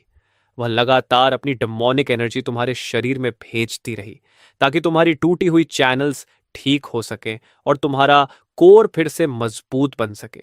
उसने दवा बनाना सीखा, दलिया पकाना सीखा, पट्टियां बदलना सीखा, घावों का इलाज करना सीखा, यहां तक कि कपड़े सिलना भी सीख लिया। हालांकि उसकी टेढ़ी मेढ़ी सिलाई देखकर किसी का भी सिर दर्द करने लगे। अगर ड्रेडवेल के वॉरलॉर्ड्स उसे इस हालत में देख लेते तो हैरानी से उनके मुंह खुले रह जाते। सदियों तक पूरे 6 फोल्ड रियलम्स की डीमन क्लैंस पर राज करने वाली महान डीमन सोवेरेन अब एक छोटी सी नर्स बन गई थी, जो अपने पेशेंट का साथ छोड़ने को तैयार नहीं थी। वह बिल्कुल किसी पत्नी की तरह अपने बीमार पति की सेवा कर रही थी, लेकिन उसे दुनिया की परवाह नहीं थी। उसे सिर्फ इस बात की चिंता थी कि उसका यह बेवकूफ आखिर कब जागेगा। एक और रात आई। क्लोए बिस्तर के पास झुककर तुम्हें सोते हुए देख रही थी। उसने धीरे से कहा, बेवकूफ, आखिर कब जागोगे? तुम्हें पता है कितने दिन हो गए किसी को गाली दिए हुए? तुम्हारी देखभाल करते करते तो मैं किसी पर ठीक से चिल्लाई तक नहीं। पहले मैं हर दिन तुम्हें सैकड़ों गालियां देती थी, अब तो डांटने के लिए भी कोई नहीं है। वह लगातार बोलती रही। उसकी आवाज धीरे धीरे और नरम होती गई, फिर आखिर फुसफुसाहट में बदल गई। जल्दी जाग जाओ, मुझे तुमसे बहुत कुछ कहना है। मैं तुम्हें पहली बार मिलने वाले दिन की बात बताना चाहती हूँ। मैं खुद चलकर तुम्हारे पास आई थी और हेलो कहाँ था, लेकिन तुम भाग गए। मुझे इतना गुस्सा आया, फिर तुमने मुझ पर हमला कर दिया। मैं और भी ज्यादा गुस्सा हो गई। मुझे लगा मेरा यह आर्च राइवल मुझे नीचा समझता है, इसलिए मैंने ठान लिया कि तुम्हें हराकर दिखाऊंगी कि मैं कितनी ताकतवर हूं। बाद में मुझे समझ आया कि तुम उतने भी बुरे नहीं थे। तुम बहुत ताकतवर थे और हर लड़ाई के बाद चुपके से हीलिंग पिल्स छोड़ जाते थे। तुम्हें लगा मुझे पता नहीं चलता, लेकिन मुझे बहुत पहले से सब पता था। बस मुझे शर्म आती थी कुछ कहने में। मुझे डर था कि वे तथाकथित राइटियस कल्टिवेटर्स तुम्हें परेशान करेंगे। फिर मैंने तुम्हारी कमर पर वह पेंडेंट देखा। मुझे लगा किसी औरत ने तुम्हें दिया होगा और मैं गुस्से से पागल हो गई, इसलिए मैंने उसे तोड़ दिया। पहले तो बहुत अच्छा लगा, लेकिन जब मैंने तुम्हारा चेहरा देखा तो न जाने क्यों मुझे भी अच्छा नहीं लगा। मुझे थोड़ा पछतावा भी हुआ, लेकिन मैं डीमन सोवेरेन थी। डीमन सोवेरेन भला किसी बात का पछतावा कैसे कर सकती थी? इसलिए मैंने ऐसे दिखाया जैसे कुछ हुआ ही नहीं। मैं तुमसे लड़ती रही, तुम्हें गालियां देती रही और दिखावा करती रही कि मैं तुमसे नफरत करती हूं। ये कहते कहते क्लोए की आंखें लाल हो गईं। उसने कांपती आवाज में कहा, आर्क राइवल, क्या तुम्हें पता है कि मैंने तुमसे कभी नफरत नहीं की? जब भी मैं तुम्हें गालियां देती थी, मैं बस चाहती थी कि तुम मुझसे थोड़ा और बात करो। मैं वो कुछ पल रुक गई। उसकी आवाज इतनी धीमी हो गई कि मुश्किल से सुनाई दे रही थी। मैं तुमसे प्यार करती हूँ। पिछले पूरे 500 सालों से तुमसे प्यार करती हूँ, लेकिन कहने की हिम्मत कभी नहीं हुई। मैं डीमन सोवेरेन थी और तुम राइटियस इमोर्टल। हम तो जन्म जन्म के दुश्मन थे। मैं तुमसे प्यार कैसे कर सकती थी? इसलिए मैं सिर्फ तुमसे लड़ती रही, ताकि तुम मुझे कभी भूलो मत। इतना कहते ही उसके आंसू आखिर बह निकले। वे सीधे तुम्हारे हाथ पर गिरने लगे। आर्च राइवल, प्लीज जाग जाओ। मैं रो रही हूं, फिर भी तुम नहीं जाग रहे। मैं कसम खाती हूं। उसकी आवाज भर्रा गई और वह आगे कुछ नहीं कह पाई। वह बिस्तर के पास बैठकर बहुत देर तक रोती रही। आखिर जब थकान ने उसे पूरी तरह घेर लिया, तभी उसकी आंख लग गई। उसी दौरान तुम एक बहुत लंबा सपना देख रहे थे। उस सपने में कोई लगातार तुम्हारी देखभाल कर रहा था, लेकिन तुम उसका चेहरा कभी नहीं देख पाए। जब आखिर तुम्हारी आंख खुली, तो सबसे पहले तुम्हें एक बेहद खूबसूरत लड़की दिखाई दी। वह गहरी नींद में सो रही थी। उसकी आंखों के किनारों पर आंसुओं के निशान अब भी मौजूद थे और उसके होंठ हल्के से फूले हुए थे, जैसे किसी से रूठी हुई हो। तुम उस चेहरे को बहुत अच्छी तरह पहचानते थे। पूरे 500 साल तक तुम उसी चेहरे की मालकिन से लड़ते रहे थे। हर लड़ाई में तुम चोरी छिपे उसकी तीखी आंखों और भौहों को देखते थे। जब भी वह गुस्से में तुम्हें गालियां देती, तुम चुपके से उसे देखते रहते। तुमने कभी किसी को नहीं बताया कि पहली बार क्लोई को देखते ही तुम्हारे दिल में एक अजीब सी हलचल हुई थी। ऐसा लगा था जैसे किसी ने सीधे तुम्हारे दिल पर चोट कर दी हो। पूरे 500 साल तक राइटियस और डिमोनिक साइड्स एक दूसरे से लड़ते रहे। तुम्हें हमेशा लगा कि क्लोई तुमसे नफरत करती है और तुम दोनों हमेशा दुश्मन ही रहोगे। लेकिन जिस दिन सिस्टम ने बताया कि क्लो मर चुकी है, उस दिन तुम पूरी तरह टूट गए। तुम्हारे दिल में इतना दर्द हुआ कि अपनी सारी ताकत खोने पर भी उतना नहीं हुआ था। तुम बार बार उसकी सोल बुलाने की कोशिश करते रहे। तुम्हें इस बात की भी परवाह नहीं थी कि हर बार तुम्हारे शरीर के हर हिस्से से खून बहने लगे या तुम्हारी बची हुई उम्र खत्म होती जाए। उसी दिन तुम्हें स्नो, वह घायल छोटी सी फॉक्स मिली थी। तुमने उसे अपना सारा प्यार और अपनापन दिया, क्योंकि तुम्हें उसमें एक दूसरी क्लोए दिखाई देती थी। ऐसी क्लोए जो तुम पर गुस्सा न करे, तुमसे लड़ाई न करे और बस चुपचाप तुम्हारे पास बैठी रहे। तभी क्लोई को अपने सिर पर हल्की सी गुदगुदी महसूस हुई। उसने उनींदी आंखों से धीरे धीरे उन्हें खोला। किसी का हाथ बहुत प्यार से उसके बाल सहला रहा था। वह स्पर्श इतना गर्म और सुकून देने वाला था कि उसने बिना सोचे उसी हाथ से अपना चेहरा रगड़ लिया। तभी उसके कानों में एक जानी पहचानी भारी आवाज पड़ी। तुम जाग गई। क्लोई ने झटके से सिर उठाया। सामने तुम्हारी गहरी और नरम आंखें थीं। तुम बिस्तर के सहारे टिककर बैठे थे, एक हाथ से अपना सिर संभाले हुए थे और दूसरा हाथ अब भी उसके सिर पर रखा था। तुम्हारी आंखों में हल्की सी मुस्कान थी, जैसे उसकी हरकत तुम्हें मजेदार लगी हो। क्लोई का दिल जोर से धड़क उठा। ये कब जाग गया? कहीं मैंने कुछ अजीब तो नहीं बोल दिया? कहीं नींद में बकवास तो नहीं की? कहीं मेरे मुंह से लार तो नहीं निकली? वह घबरा कर तुरंत वापस फॉक्स फॉर्म में बदलना चाहती थी, लेकिन अब बहुत देर हो चुकी थी। ईथन उसे उसके असली इंसानी रूप में देख चुका था। अब क्या करूं? कहीं इसने मुझे पहचान तो नहीं लिया? नहीं, शायद नहीं। अब मेरे बाल सफेद हैं, पहले भूरे थे। मैंने अपनी डिमोनिक ऑरा भी पूरी तरह छिपा रखी है। अब मुझ में डीमन सॉवरेन जैसी कोई मौजूदगी नहीं है। शायद यह मुझे नहीं पहचान पाएगा। क्लोई ने जल्दी से खुद को संभाला और हकलाते हुए बोली, मैं स्नो हूं। इंसानी रूप लेने के बाद मेरी याददाश्त थोड़ी धुंधली हो गई है। मुझे बस इतना याद है कि मेरे मास्टर ने हमेशा मेरा बहुत अच्छा ख्याल रखा। बाकी मुझे कुछ ज्यादा याद नहीं। झूठ बोलते समय उसके दिल में इतना अपराध बोध था कि वह खुद अपनी नजरों से नहीं मिल पा रही थी। उसकी वह शर्मीली और दोषी शक्ल देखकर तुम्हारी मुस्कान और गहरी हो गई। तुमने धीरे से पूछा, अच्छा, तो तुम्हारी याददाश्त धुंधली हो गई है? फिर हल्की मुस्कान के साथ बोले, तो क्या तुम्हें मेरा नाम याद है? क्लोई एक पल के लिए जम गई। क्या ये मेरी परीक्षा ले रहा है? उसने सावधानी से तुम्हारी तरफ देखते हुए जवाब दिया, ईथन हेस। मेरे मास्टर का नाम ईथन हेस है और मैं उनकी स्पिरिट पेट हूं। Snow, snow. तुमने धीमी आवाज में उसका नाम लिया। तुम्हारी ऑरा मुझे किसी की याद दिलाती है। यह सुनते ही क्लोई का दिल जोर जोर से धड़कने लगा। किसकी? उसने घबरा कर पूछा। तुमने शांत आवाज में कहा, उसकी जिससे मैं पूरे 500 साल लड़ता रहा। तुम्हारा हर शब्द क्लोई के दिल पर हथौड़े की तरह गिरा। वह वहीं जड़ होकर खड़ी रह गई। उसका दिमाग पूरी तरह खाली हो गया। इसे पता चल गया? लेकिन कब? अभी अभी? या इसे शुरू से सब पता था? उसने खुद को संभालते हुए धीमे से कहा, मास्टर, मुझे समझ नहीं आ रहा कि आप क्या कह रहे हैं। मैं तो बस एक छोटी सी फॉक्स हूं। इंसानी रूप लेने के बाद मेरी याददाश्त धुंधली हो गई है। मुझे कुछ याद नहीं। लेकिन उसकी आवाज में भरोसा हर शब्द के साथ कम होता जा रहा था। तुमने उसे झूठ छिपाने की नाकाम कोशिश करते देखा और हल्का सा हंस पड़े। ठीक है, तुम्हें कुछ याद नहीं। तुम बस एक छोटी सी फॉक्स हो। क्लोई मन ही मन सोचने लगी, ये ऐसे क्यों बोल रहा है जैसे किसी छोटे बच्चे की बात मान रहा हो? क्या इसे सच में सब पता है या ये बस मेरी परीक्षा ले रहा है? उसका दिल बुरी तरह उलझ चुका था।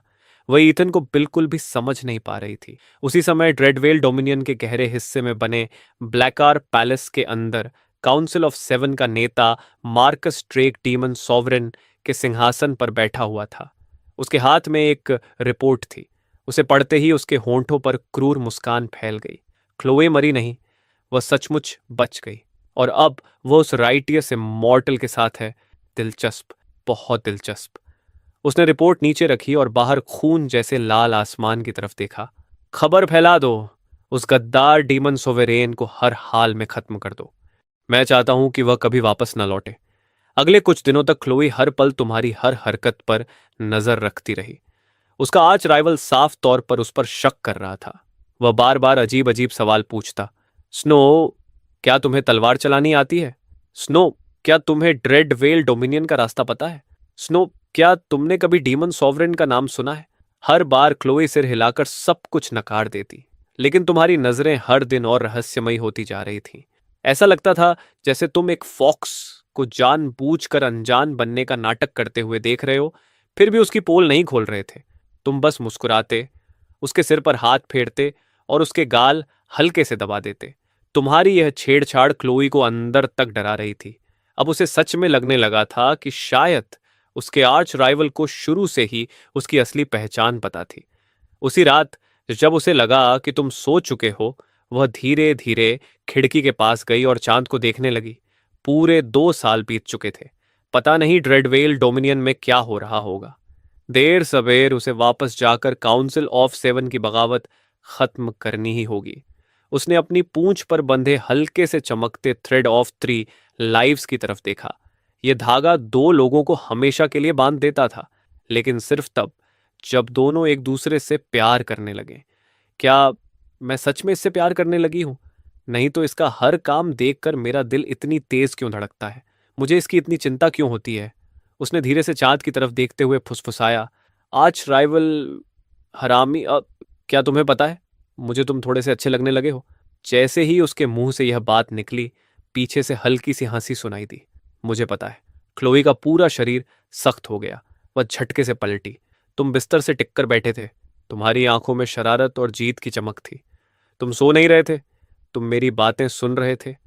तुम मुस्कुराकर बोले, नींद नहीं आ रही थी, बस यूं ही तुम्हारी बात सुन ली। क्लोई का मन किया कि उसी वक्त तुम्हें काट खाए, लेकिन तभी तुमने आगे कहा, क्लोई ये तो तुम शुरू से यहीं थी। वह कांपती हुई बोली, तुम्हें कब पता चला? तुमने शांत आवाज में जवाब दिया, शायद शुरू से। जिस पल तुम मेरे हाथों में गिरी थी उसी पल तुमने मुझे उसकी याद दिला दी थी। क्लोए का दिमाग पूरी तरह सुन्न पड़ गया। उसने इस आदमी से पूरे 500 साल लड़ाई की थी। उसे हमेशा लगा कि वह ठंडा, घमंडी और किसी की परवाह न करने वाला इंसान है, लेकिन आज उसे पता चला कि वह तो बस उसके खुद सच बताने का इंतजार कर रहा था। क्लोए की आंखें भर आईं। तुम हरामी, तुमने अपनी बाहें फैला दी। इधर आओ, मुझे तुम्हें गले लगाने दो। वह कुछ पल जड़ बनी खड़ी रही, फिर अचानक दौड़कर तुम्हारी बाहों में समा गई। मैं तुमसे नफरत करती हूँ, सबसे ज्यादा नफरत। तुमने उसे बहुत प्यार से अपनी बाहों में भर लिया और अपनी ठुड्डी उसके सिर पर टिकाकर धीरे से कहा, मुझे पता है। वह लड़की तुम्हारी बाहों में फूट फूट कर रोने लगी। आधा महीना बीत गया। तुम्हारी तबीयत धीरे धीरे सुधरने लगी। तुम्हारी पूरी ताकत तो वापस नहीं आई थी, लेकिन अब तुम कम से कम अपने पैरों पर चल सकते थे।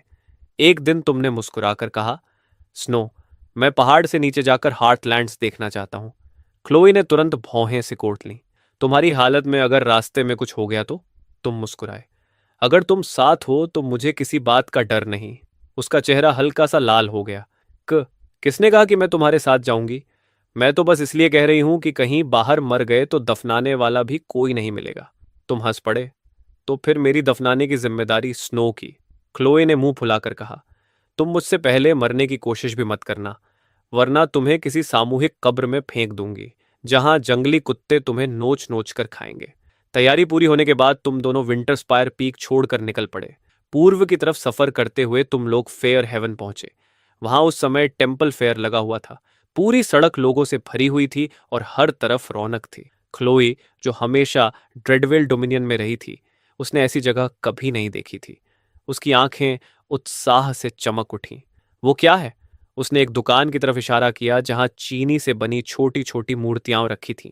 तुमने मुस्कुराकर कहा, शुगर फिगरीन्स। इंसान चीनी से ऐसे खिलौने बनाते हैं? उसने तुरंत एक छोटी फॉक्स की मूर्ति की तरफ उंगली उठाई। मुझे वही चाहिए। दुकानदार मुस्कुराया, ये खरीदने के लिए नहीं है, निशाने पर तीर लगाओ। फिर यह तुम्हारी। तुमने अपने बूढ़े हो चुके हाथों की तरफ देखा। तुम्हारी ताकत अभी वापस नहीं आई थी।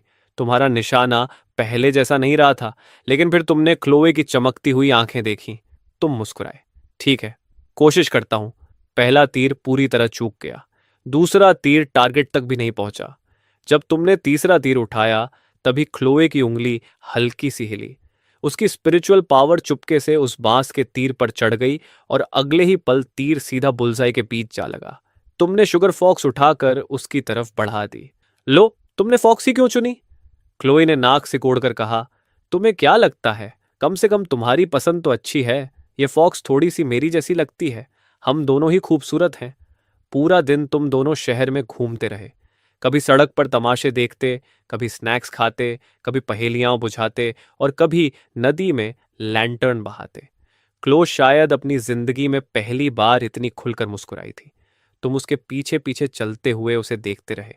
तुम्हारे मन में क्लोई हमेशा एक घमंडी और रौबदार डीमन सॉवरेन की तरह थी, लेकिन आज वह बिल्कुल एक साधारण लड़की की तरह सिर्फ एक शुगर फिगरीन पाकर खुश हो रही थी। अचानक उसने पलटकर पूछा, आज राइवल क्या देख रहे हो? तुमने मुस्कुराकर कहा, बस यही कि जब तुम मुस्कुराती हो तो बहुत खूबसूरत लगती हो। उसका चेहरा तुरंत लाल हो गया। मैं डीमन सोवेरेन हूँ। डीमन सोवेरेन भला खूबसूरत कैसे हो सकती है? तुमने हंसते हुए कहा, ठीक है, डीमन सॉवरेन खूबसूरत नहीं है, क्लोई ने गुस्से से होंठ फुला लिए। जानबूझकर चढ़ा रहे हो? रात होने पर तुम दोनों एक इन में ठहर गए। देर रात क्लोए गहरी नींद में थी, लेकिन तुम्हारी आंखों में नींद नहीं थी। तुम्हारे शरीर के अंदर कोई बेचैन कर देने वाली ताकत लगातार बढ़ती जा रही थी। अचानक तुम्हारी स्पिरिट चैनल्स में भयानक दर्द दौड़ गया। तुम दर्द से कराहते हुए बिस्तर पर सिकुड़ गए। ईथन हेस! क्लोई झटके से जाग गई। वह दौड़कर तुम्हारे पास आई और तुम्हारा बर्फ जैसा ठंडा हाथ पकड़ लिया। उसने तुरंत अपनी डेमोनिक एनर्जी तुम्हारे शरीर में भेजी। अगले ही पल उसका चेहरा बदल गया। तुम्हारी स्पिरिट चैनल्स की गहराई में कोई भयानक ताकत बेकाबू होकर उफान मार रही थी। उसने उसी ताकत का पीछा किया और तुम्हारे कोर की गहराई तक पहुंच गई। वहां उसने एक बेहद प्राचीन और शक्तिशाली सील देखा, जो धीरे धीरे टूटना शुरू हो चुका था। वह सील खुद हेवंसविल ने लगाया था। क्लोई की आंखें फैल गईं। अब तक उसे यही लगता था कि हेवंसविल ने ईथन की सारी ताकत छीन ली थी, लेकिन अब उसे सच समझ आया। उसकी ताकत छीनी नहीं गई थी, बल्कि सील कर दी गई थी, और सिस्टम के गायब होते ही उसका शरीर धीरे धीरे टूटने लगा था। वह सील शुरू से ही तुम्हारी लाइफ फोर्स को लगातार चूस रहा था। हरामजादा! क्लोई ने दांत भींच लिए। अब उसने एक पल भी हिचकिचाना सही नहीं समझा। उसने अपनी पूरी डिमोनिक एनर्जी उस सील को तोड़ने में झोंक दी। पता नहीं कितना समय बीत गया, लेकिन आखिरकार वह सील टूट गया। उसी पल ईथन के शरीर से स्पिरिचुअल पावर का एक भयानक विस्फोट हुआ। तेज रोशनी धीरे धीरे गायब हो गई। तुम्हारी सांसें फिर से सामान्य हो गईं और तुम्हारे शरीर से मौत की आहट पूरी तरह मिट गई। उसकी जगह अब जबरदस्त जीवन शक्ति उमड़ रही थी। सील टूटते ही क्लोए ने एक धुंधली सी आकृति को एक पल के लिए प्रकट होते देखा। वह ठंडी आवाज में बोली, host has defected, initiate self destruct protocol. अगले ही पल वह जोरदार धमाके के साथ फट गई और हमेशा के लिए गायब हो गई। तब क्लोई को समझ आया कि रोमांस क्वेस्ट सिस्टम कभी भी मासूम नहीं था। उसने शुरू से ईथन को नियंत्रित किया था, उसकी ताकत सील कर दी थी और उसे जबरदस्ती अपने मिशंस पूरे करने पर मजबूर किया था। तुमने भारी आवाज में कहा, क्लो, मुझे लगता है मैंने अभी एक सपना देखा। मैंने सपना देखा कि 500 साल पहले सिस्टम ने मुझसे कहा था कि मुझे तुम्हारा दिल जीतना होगा। उसने मुझे सिखाया कि तुम्हें कैसे रिझाना है, लेकिन मैं ऐसा नहीं करना चाहता था। मैं बस एक साधारण इंसान की तरह तुमसे सच्चे दिल से बात करना चाहता था। ये सुनते ही क्लोई के दिल में दर्द की एक तेज लहर उठी। यानी 500 साल पहले उसी सिस्टम ने उसे गलत तरीके से उसके करीब जाने पर मजबूर किया था, और उसकी शर्मीली फितरत की वजह से वह कुछ समझा भी नहीं पाया। किस्मत के एक अजीब खेल ने उन्हें दुश्मन बना दिया और वे पूरे 500 साल लड़ते रहे। क्लोई ने कांपती आवाज में पूछा, तुमने मुझे यह सब पहले क्यों नहीं बताया? तुम हल्का सा मुस्कुराए। क्या तुम उस समय मेरी बात पर यकीन करती? तब तो तुम मुझे पीट पीट कर अधमरा करना चाहती थी। क्लोई ने होंठ काटते हुए पूछा, तो उस कमीने सिस्टम ने पूरे 500 साल तुम्हें कंट्रोल किया? तुमने सिर हिलाया। लगभग। उसने मेरी ताकत सील कर दी थी और तरह तरह के मिशन पूरे करवाए, लेकिन मैं तुम्हारे करीब झूठ बोलकर नहीं आना चाहता था। उन मिशंस को पूरा करने से अच्छा मुझे सजा मिलना मंजूर था। यह सुनकर क्लोई की आंखों से आंसू बह निकले। उसकी आवाज फर्रा गई। तुम बहुत बड़े बेवकूफ हो। तुमने प्यार से उसके आंसू पोंछ दिए। मत रो, अब सब खत्म हो चुका है। सील टूट गया, सिस्टम भी चला गया। अब मैं खुले दिल से तुमसे प्यार कर सकता हूं। क्लोई का चेहरा एकदम लाल हो गया। उसने हकलाते हुए पूछा, तब तुमने अभी क्या कहा? तुमने बिना झिझक जवाब दिया, मैं तुमसे प्यार करता हूं, पिछले पूरे 500 सालों से। उसका चेहरा और भी लाल पड़ गया। उसने मुंह खोला, लेकिन एक शब्द भी नहीं निकला। यह बेवकूफ इतना सीधा कैसे बोल सकता है? मैं तो अभी तैयार भी नहीं थी। आखिर उसने शर्म से नजरें चुराकर कहा, चुप रहो, मुझे कुछ नहीं सुनना। तुमने उसे झेंपते हुए देखा और मुस्कुरा कर बोले, ठीक है, अब चुप रहता हूं। अगले कुछ दिनों तक तुम दोनों हार्थलैंड्स में साथ साथ घूमते रहे। इसी दौरान तुम्हारी ताकत हैरान कर देने वाली रफ्तार से लौटने लगी। फाउंडेशन बिल्डिंग से कोर फॉर्मेशन, फिर नेसेंट सोल। हर दिन तुम पहले से कहीं ज्यादा शक्तिशाली होते जा रहे थे। एक दिन तुमने कहा, मैं वाइल्ड फेंग रेंज जाना चाहता हूं। वहां स्पिरिचुअल एनर्जी बहुत घनी है। ट्रेनिंग के लिए वह जगह सबसे अच्छी होगी। क्लो ने तुरंत भौहें सिकोड़ ली। वहां हर तरफ बीस्ट भरे पड़े हैं और तुम्हारी ताकत अभी सिर्फ नेसेंट सोल स्टेज तक पहुंची है। वहां जाना आत्महत्या करने जैसा होगा। तुम मुस्कुराकर बोले, जब तुम साथ हो तो मुझे किस बात का डर। उसने मुंह फुला लिया। हर बार मुझे अपनी ढाल बनाना बंद करो। तुमने प्यार से कहा। तुम मेरी ढाल नहीं हो, तुम मेरी क्लोई हो। यह सुनते ही उसका दिल जैसे उछल कर बाहर आने वाला था। उसने शर्म छिपाते हुए कहा, ठीक है, चलते हैं, मुझे कोई डर नहीं। वाइल्ड फांग रेंज सचमुच बीस्ट्स का स्वर्ग था। चारों तरफ स्पिरिचुअल एनर्जी फैली हुई थी और हवा में हल्की सी खून की गंध तैर रही थी। कुछ ही देर में डीमन वुल्फ्स के एक झुंड ने तुम दोनों को घेर लिया। क्लोई हमला करने के लिए आगे बढ़ी, लेकिन तुमने उसका हाथ पकड़कर रोक लिया। मुझे करने दो, मैं अपनी ताकत आजमाना चाहता हूं। अगले ही पल फ्रॉस्टबेन सोर्ड चमकते हुए म्यान से बाहर निकली। झुंड का नेता एक ही वार में दो टुकड़ों में बंट गया। पलक झपकते ही 7-8 वुल्व्स जमीन पर मरे पड़े थे। क्लोई ने हैरानी से तुम्हें देखा। तुम्हारी ताकत, अर्ली असेंडेंट स्टेज। तुमने सहजता से कहा, अभी अभी फिर से ब्रेक थ्रू हुआ है। वह दंग रह गई। क्या अजीब इंसान हो तुम। एक सामान्य कल्टीवेटर को नेसेंट सोल से एसेंडेंट स्टेज तक पहुंचने में दशकों लग जाते हैं, और तुमने कुछ वुल्व्स मारकर ही ब्रेक थ्रू कर लिया। अगले आधे महीने तक तुम दोनों वाइल्ड फैंग रेंज में रहे। हर लड़ाई के बाद तुम्हारी ताकत और बढ़ती गई। अर्ली असेंडेंट से मिड स्टेज, फिर लेट स्टेज और आखिर परफेक्शन स्टेज। तुम्हारी रफ्तार किसी चमत्कार से कम नहीं थी। एक शाम दोनों एक गुफा में आराम कर रहे थे। क्लोई दीवार से टिककर बैठी थी, लेकिन उसका दिल बेचैन था। इतने महीनों का साथ उनके रिश्ते को और गहरा बना चुका था, फिर भी उसने अब तक अपने दिल की बात नहीं कही थी। आखिर वह डीमन सोवेरेन थी। वह पहले कैसे बोल सकती थी। तभी तुम उसके पास बैठ गए और अपनी जेब से वह लाल धागा निकाला। स्नो, इसे याद है? क्लो ने सिर हिलाया। बिल्कुल, तुमने इसे मेरी पूंछ से बांधा था। तुमने मुस्कुराकर पूछा, थ्रेड ऑफ 3 लाइव्स की कहानी याद है? उसने धीरे से कहा, हाँ, कहते हैं जब दोनों लोग एक दूसरे से प्यार करने लगते हैं तभी इसका असली असर शुरू होता है। तुमने वह धागा दोनों के बीच उठाकर पकड़ा। चांदनी पड़ते ही वह हल्की सी लाल रोशनी से चमकने लगा। तुम मुस्कुराए। देखो, यह चमक रहा है, यानी यह सच में काम कर गया। तो क्या तुम भी मुझसे प्यार करती हो? क्लोई का चेहरा टमाटर जैसा लाल हो गया। उसका दिल इतनी तेज धड़क रहा था कि उसे सांस लेना मुश्किल लग रहा था। उसने शर्म से कहा, ऐसे मत पूछो। मैं, हाँ, आखिरी शब्द इतना धीमा था कि मुश्किल से सुनाई दिया। तुमने शरारत से कहा, सुनाई नहीं दिया, एक बार फिर बोलो। वह तुरंत पलटी और गुस्से से तुम्हें घूरने लगी। मैंने कहा ना, हाँ हाँ मतलब हाँ, दोबारा नहीं बोलूंगी। तुम खुद को रोक नहीं पाए और हंसते हुए उसे अपनी बाहों में खींच लिया। मैंने सुन लिया, शुक्रिया क्लोई।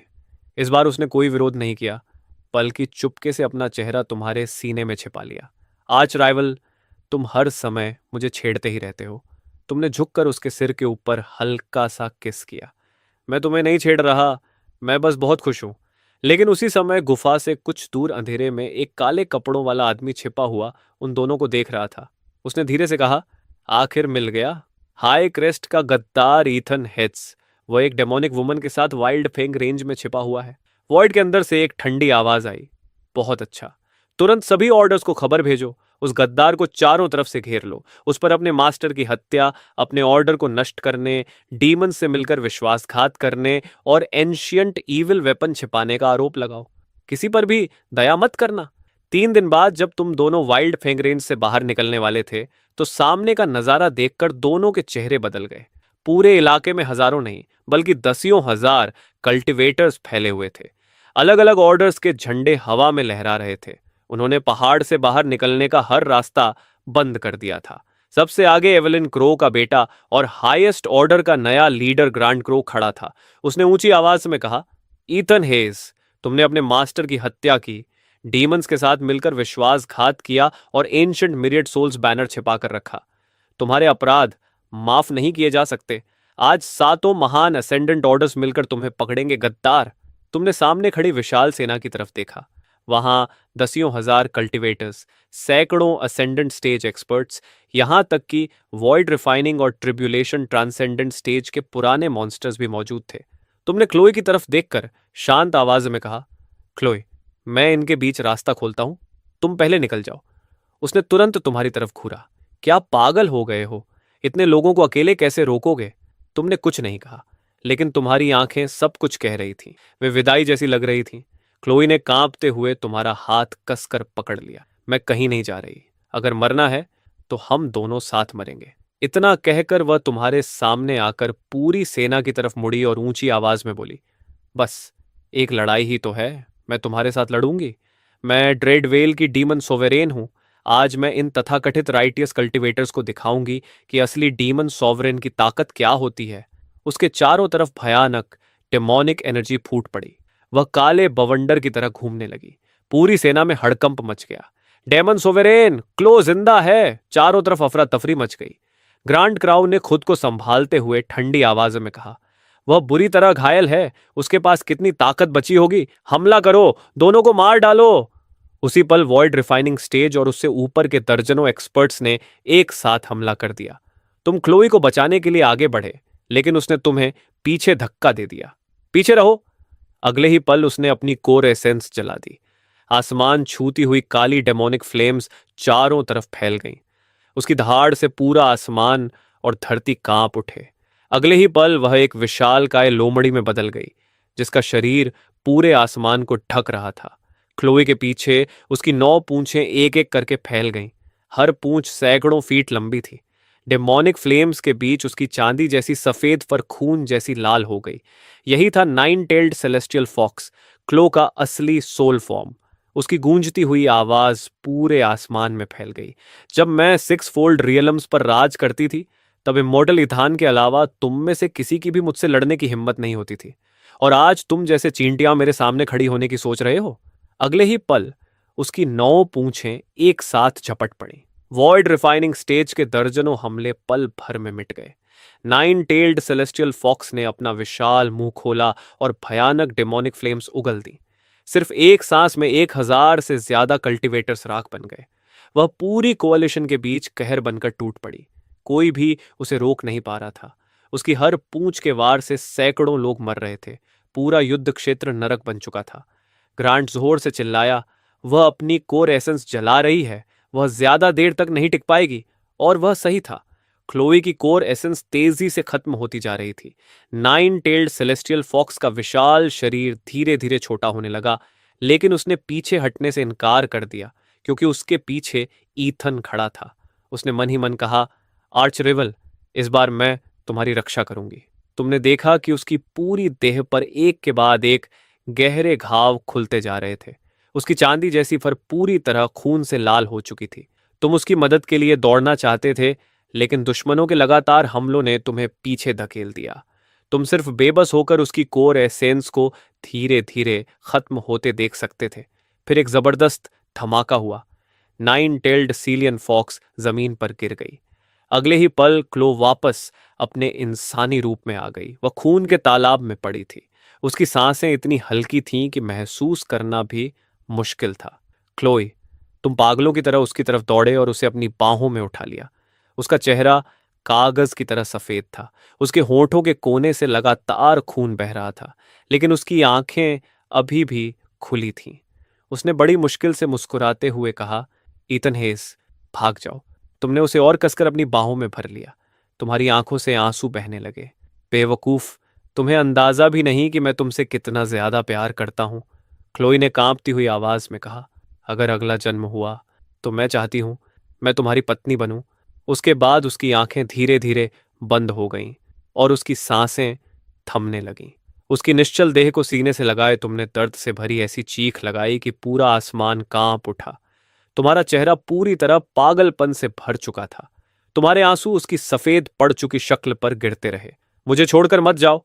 तुमने वादा किया था कि हम हमेशा साथ रहेंगे। तभी दूर से ग्रांट की हंसी गूंजी। वह मर गई। आखिर वह डीमन मर ही गई। ईथन हेस, आज तुम्हारा भी आखिरी दिन है। इसे मार डालो। अगले ही पल सैकड़ों हमले एक साथ तुम्हारी तरफ बढ़े, लेकिन तुम बिना हिले वहीं खड़े रहे, अपनी बाहों में क्लोए की देह को थामे हुए। तुमने उन हमलों की तरफ देखा तक नहीं।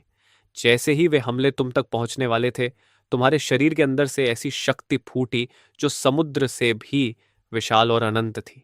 एक ही पल में सारे हमले धूल बन गए। 100 गज के दायरे में मौजूद हर कल्टीवेटर खून की धुंध बनकर उड़ गया। ग्रांट का चेहरा डर से सफेद पड़ गया। असंभव! ये सेलेस्टियल इमॉर्टल कैसे बन गया? तुमने धीरे धीरे सिर उठाया। तुम्हारी आंखें पूरी तरह काली हो चुकी थीं। उनमें अब कोई भावना नहीं थी, सिर्फ असीम किलिंग इंटेंट था। तुमने ठंडी आवाज में कहा, तुम सबको मरना होगा। अगले ही पल तुम्हारा दबाव चारों तरफ फैल गया। दसियों हजार कल्टीवेटर्स चींटियों की तरह कांपते हुए जमीन पर घुटनों के बल गिर पड़े। फ्रॉस्टबेन सोर्ड अपने आप वॉइड से बाहर निकल आई। उसकी बर्फीली चमक इतनी तेज हो गई कि मीलों दूर तक सब कुछ जम गया। तुमने सिर्फ एक शब्द कहा, मर जाओ। आसमान और धरती को चीरती हुई एक सोर्ड ऑरा पूरे युद्ध क्षेत्र से गुजर गई। उसमें पूरी गैलेक्सी को चीर देने की ताकत थी। एक ही वार में 3,000 कल्टीवेटर्स खून की धुंध बन गए। तुम क्लोई को अपनी बाहों में उठाए धीरे धीरे आगे बढ़ने लगे। तुम्हारे हर कदम के साथ सैकड़ों लोग खून की धुंध बनकर मिटते जा रहे थे। ग्रांट डर से चिल्लाया, हेवनली ट्रिब्यूलेशन उतर रही है। आसमान काले बादलों से भर गया। उनमें काली बिजली चमकने लगी। ये वही लेजेंडरी ट्रिब्यूलेशन थी जो सिर्फ किसी के सेलेस्टियल इमॉर्टल रेल्म में पहुंचने पर उतरती थी। लेकिन तुमने उसकी तरफ देखा तक नहीं। तुमने बस लापरवाही से अपना हाथ उठाया और एक सोड ओरा आसमान की तरफ छोड़ दी। किसने तुम्हें आने की इजाजत दी? अब दफा हो जाओ। एक ही स्लैश में पूरी हेवनली ट्राइबल्शन बिखर गई। ग्रांट वहीं जमीन पर गिर पड़ा। उसके चेहरे पर सिर्फ अविश्वास था। तुम बिना रुके आगे बढ़ते रहे। हर कदम लाशों के ऊपर पड़ रहा था। आखिर तुम ग्रांट के सामने आकर रुक गए। वह कांपते हुए बोला, सीनियर, मुझे माफ कर दीजिए। मुझसे गलती हो गई। हाईएस्ट ऑर्डर का लीडर आपको बना देता हूं। बस मुझे छोड़ दीजिए। तुमने ठंडी नजरों से उसकी तरफ देखा और कहा, तुम्हें अपने की पर पछतावा नहीं है। तुम्हें सिर्फ अपनी मौत का डर है। तुम्हारी मां पहले से ही सोल बैनर में तुम्हारा इंतजार कर रही है। अगले ही पल मायरिएट सोल्स बैनर वॉइड से निकलकर सामने आ गया। उसने ग्रांट की सोल उसके शरीर से खींच ली और हमेशा के लिए बैनर के अंदर कैद कर लिया। कुछ ही पलों में 7 ऑर्डर्स कोalition पूरी तरह खत्म हो चुकी थी। लाखों की सेना में एक भी कल्टीवेटर जिंदा नहीं बचा। चारों तरफ सिर्फ लाशों के पहाड़ और खून का समंदर था। तुम उस नरसंहार के बीच खड़े थे और तुम्हारी बाहों में क्लोए की ठंडी देह थी। तुमने उसके चेहरे को सहलाते हुए कहा, क्लोए, मैंने सबको मार डाला। अब जाग जाओ प्लीज, एक बार मेरी तरफ देखो। कोई जवाब नहीं आया, लेकिन तभी तुम्हें बहुत हल्की सी लाइफ फोर्स महसूस हुई। क्लो अभी पूरी तरह मरी नहीं थी। उसके अंदर बेहद हल्की सांस अब भी बाकी थी। तुमने तुरंत कहा, मेरा इंतजार करना। अगले ही पल तुम बिजली की तरह गायब हो गए। Ever winter hall, winter spire peak. तुमने बेहद सावधानी से क्लोई को बिस्तर पर लिटाया और उसकी चोटों की जांच करने लगे। नतीजा देखकर तुम्हारा चेहरा गंभीर हो गया। उसकी सारी स्पिरिट चैनल्स टूट चुकी थीं। उसका डेमोनिक सोर्स लगभग खत्म हो चुका था। उसकी सोल भी बुरी तरह घायल थी। उसकी आधे से ज्यादा कोर एसेंस गायब हो चुकी थी।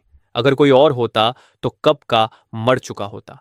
सिर्फ 9 टेल्ड सेलेस्टियल फॉक्स की असाधारण लाइफ फोर्स ही उसे जिंदा रखे हुए थी। तुमने उसका हाथ पकड़कर धीरे से कहा, मैं तुम्हें मरने नहीं दूंगा। तुमने सेलेस्टियल इमॉर्टल की शक्ति को बुलाया और धागे की तरह बारीक स्पिरिचुअल पावर उसके शरीर में भेजनी शुरू कर दी। वह धीरे धीरे उसकी टूटी हुई चैनल्स और सोल को ठीक करने लगी। 1 घंटा बीता, फिर 2, लेकिन तुम रुके नहीं। लगातार स्पिरिचुअल पावर उसके शरीर में भेजते रहे। तुम्हारा चेहरा हर पल और सफेद होता जा रहा था, लेकिन तुमने एक पल भी आराम नहीं किया। पूरा 1 महीना बीत गया। इस दौरान तुमने एक बार भी अपनी आंखें बंद नहीं की। तुम्हारे बाल पहले से भी ज्यादा सफेद हो चुके थे, लेकिन तुम हर पल उसके पास बैठे उसकी रखवाली करते रहे। तुमने उसके ठंडे हाथ को पकड़कर फुसफुसाया, क्लोए, तुम कब जागोगी? अगर तुम जाग गई तो मैं तुम्हारी हर बात मान लूंगा। तभी तुम्हें अपनी हथेली में उसकी उंगलियों की हल्की सी हरकत महसूस हुई। क्लोई ने धीरे धीरे अपनी आंखें खोली। तुम्हारे आंसुओं से भीगे चेहरे को देखकर उसने बहुत हल्की मुस्कान दी। आर्क राइवल, तुम रो क्यों रहे हो? तुम्हें शर्म नहीं आती? तुम कुछ पल के लिए बिल्कुल रुक गए, फिर मुस्कुरा दिए। लेकिन जितना ज्यादा मुस्कुराए उतना ही ज्यादा रोने लगे। अब शर्म की कोई बात नहीं, क्योंकि तुम वापस आ गई हो, बेवकूफ। क्लोई हल्का सा हंसी। डीमन सॉवरेन इतनी आसानी से नहीं मरती। क्लोई के ठीक होने के आधे महीने बाद ड्रेडवेल डोमिनियन से खबर आई। ब्लैकर पैलेस पर बागियों ने कब्जा कर लिया है। काउंसिल ऑफ 7 ने मिलकर बगावत कर दी है। उन्होंने ड्रेडवेल डोमिनियन के ज्यादातर हिस्से पर अधिकार कर लिया है और पूरे राज्य में यह खबर फैला दी है कि डीमन सॉवरेन क्लोई मर चुकी है। क्लोए ने बिना झिझक कहा, मैं वापस जा रही हूं। ड्रेडवेल डोमिनियन मेरा है। मैं उन गद्दारों को जीतने नहीं दूंगी। तुमने तुरंत जवाब दिया, मैं भी तुम्हारे साथ चलूंगा। तुम्हारे दुश्मन अब मेरे दुश्मन हैं। हम एक परिवार हैं। क्लोई का चेहरा लाल हो गया। किसने कहा कि हम फैमिली हैं? मैंने अभी तक तुमसे शादी के लिए हाँ नहीं की है। तुम मुस्कुराकर बोले, तो करोगी? उसने नजरें चुराईं और धीरे से कहा, पहले ड्रेडवेल डोमिनियन वापस चलते हैं। युद्ध खत्म होने के बाद इस बारे में बात करेंगे। जब वे दोनों ब्लैक स्टार पैलेस पहुंचे तो वहां सब कुछ बदल चुका था। हर तरफ बागियों के झंडे लहरा रहे थे। काउंसिल ऑफ सेवन का नेता मार्कस ड्रेक आराम से डीमन सोवेरेन के सिंहासन पर बैठा था। तभी एक आदमी भागता हुआ आया और बोला, माय लॉर्ड, क्लो एक आदमी के साथ ड्रेडवेल डोमिनियन में घुस चुकी है। यह सुनते ही मार्कस ड्रेक का चेहरा बदल गया। उसने तुरंत आदेश दिया, 10,000 डीमंस डिवाउरिंग हेवन अरे तुरंत सक्रिय करो। एशन मार्च पर तुम और क्लोई कंधे से कंधा मिलाकर खड़े थे। सामने बागियों की दसियों हजार की सेना खड़ी थी। तुमने उसकी तरफ देखकर कहा, इन्हें मुझ पर छोड़ दो, मैं रास्ता साफ करता हूं। अपनी ताकत मार्कस के लिए बचाकर रखो। इतना कहते ही तुम बिजली की तरह दुश्मनों के बीच पहुंच गए। फ्रॉस्टबेन सोर्ड म्यान से बाहर निकल आई और चारों तरफ सोर्ड एनर्जी का तूफान फैल गया। बागी सैनिक ऐसे गिरने लगे जैसे दरांती के सामने घास कटती हो। उसी समय क्लोई के चारों ओर डेमोनिक एनर्जी फूट पड़ी। वह काली रोशनी की एक लकीर बनकर दुश्मनों की सेना चीरती हुई आगे बढ़ गई। जब वह पैलेस के हॉल में पहुंची तो मार्कस उसके सामने खड़ा मुस्कुरा रहा था। उसके पीछे 10,000 डीमंस डिवाउरिंग हेवन अरे घूम रहा था। क्लोई ने ठंडी आवाज में पूछा, मार्कस, 300 साल पहले मेरे पिता की मौत के पीछे तुम ही थे? मार्कस जोर से हंस पड़ा। तो आखिर तुम्हें सच पता चल ही गया। हाँ, तुम्हारे उस निकम्मे बाप को मैंने ही मारा था। डीमन एम्परर का सिंहासन हमेशा से मेरा होना चाहिए था। यह सुनते ही क्लो की आंखें पूरी तरह लाल हो गईं। मेरे पिता ने तुम्हें बचपन में गोद लिया था और तुमने उसी एहसान का बदला उन पर घात लगाकर हमला करके दिया। तुम्हें मरना होगा, हर हाल में मरना होगा। उसके चारों तरफ डेमोनिक एनर्जी विस्फोट की तरह फूट पड़ी और वह सीधे मार्कस की तरफ झपटी। उसी पल 10,000 डीमंस डिवाउरिंग हेवन अरे भी सक्रिय हो गया। अनगिनत काली जंजीरें निकलकर क्लोई को जकड़ने लगीं। क्लोए! तुम जोर से चिल्लाए। फ्रॉस्टबेन सोर्ड बर्फीली बिजली बनकर लपकी और एक ही पल में सारी जंजीरें काट डाली। तुमने उसकी तरफ देखकर कहा, मार्कस को तुम खत्म करो। अरे मुझे संभालने दो। मार्कस व्यंग्य से हंसा, मैं बाकी 6 एल्डर्स की सारी ताकत निगल चुका हूं। अब मैं ग्रेट परफेक्शन के पीक पर हूं। तुम अभी तक अपनी चोटों से पूरी तरह ठीक भी नहीं हुई। आखिर तुम मुझे कैसे हराओगी? लेकिन क्लोए पीछे नहीं हटी। उसने ठंडी आवाज में कहा, तो क्या हुआ अगर तुम ग्रेट परफेक्शन के पीक पर हो? मैं अपनी आखिरी सांस तक लड़कर भी तुम्हें मार डालूंगी, अपने पिता के लिए। उसी समय तुमने अरे के कोर को ढूंढ लिया और अपनी तलवार से उस पर वार कर दिया। अगले ही पल पूरा 10,000 डीमंस डिवाउरिंग हेवन अरे टूट कर बिखर गया। तुम बिजली की रफ्तार से मार्कस के पीछे पहुंचे और उसके भागने का हर रास्ता बंद कर दिया। तुमने पुकारा, क्लोए, अभी। अगले ही पल क्लोई ने अपनी डेमोनिक कोर जला दी। उसका पूरा शरीर काली आग से बनी विशाल फॉक्स में बदल गया और वह पूरी ताकत से मार्कस से टकराई। हेवनली डेमोनिक फ्लेम्स ने उसकी सोल तक को जलाकर राख कर दिया। बस एक ही पल में मार्कस हमेशा के लिए खत्म हो गया। लड़ाई समाप्त हो चुकी थी। क्लोई अपने पिता की मेमोरियल टैबलेट के सामने खड़ी थी। उसकी आंखों से लगातार आंसू बह रहे थे। उसने कांपती आवाज में कहा, पिताजी, मैंने आपका बदला ले लिया। जिसने आपको मारा था वह मर चुका है। अब आप चैन से आराम कर सकते हैं। तुम धीरे से उसके पास आए और उसे अपनी बाहों में भर लिया। रो लो, जितना मन करे रो लो। वह तुम्हारे सीने से लगकर फूट फूट कर रोने लगी। उस पल वह डीमन सॉवरेन नहीं थी, बस अपने पिता को खो चुकी एक बेटी थी। काफी देर बाद उसने तुम्हारा हाथ पकड़ा और तुम्हें अपने पिता की मेमोरियल टैबलेट के सामने घुटनों के बल बैठा दिया। उसने आंसुओं के बीच मुस्कुराकर कहा, पिताजी, मैं आज किसी और को भी आपके सामने लाई हूं। ये आपकी बेटी के पति हैं। ब्लैक स्टार पैलेस के ऊपर 10,000 सुनहरे डेमोनिक लैंप्स ऐसे चमक रहे थे जैसे उल्टी लटकी हुई कोई आकाश गंगा हो। क्लोई ने फीनिक्स क्राउन और लाल वेडिंग रोब्स पहन रखी थीं। उसका दिल इतनी तेज धड़क रहा था कि जैसे सीने से बाहर निकल आएगा। उसने टेलीपैथी से पूछा, इतन हेज, क्या तुम सच में पक्के हो? अगर तुम मेरे पति बन गए तो फिर कभी राइटियस इमोर्टल बनकर वापस नहीं जा सकोगे? तुमने मुस्कुराकर बिना आवाज के अपने होंठों से कहा, यह बात मुझे पिछले 500 सालों से पता है। विवाह की सारी रस्में पूरी हो गई। तुम धीरे धीरे जेड की सीढ़ियां चढ़े और अपनी जेब से पूरी तरह ठीक किया हुआ ट्विन विंग पेंडेंट निकाला।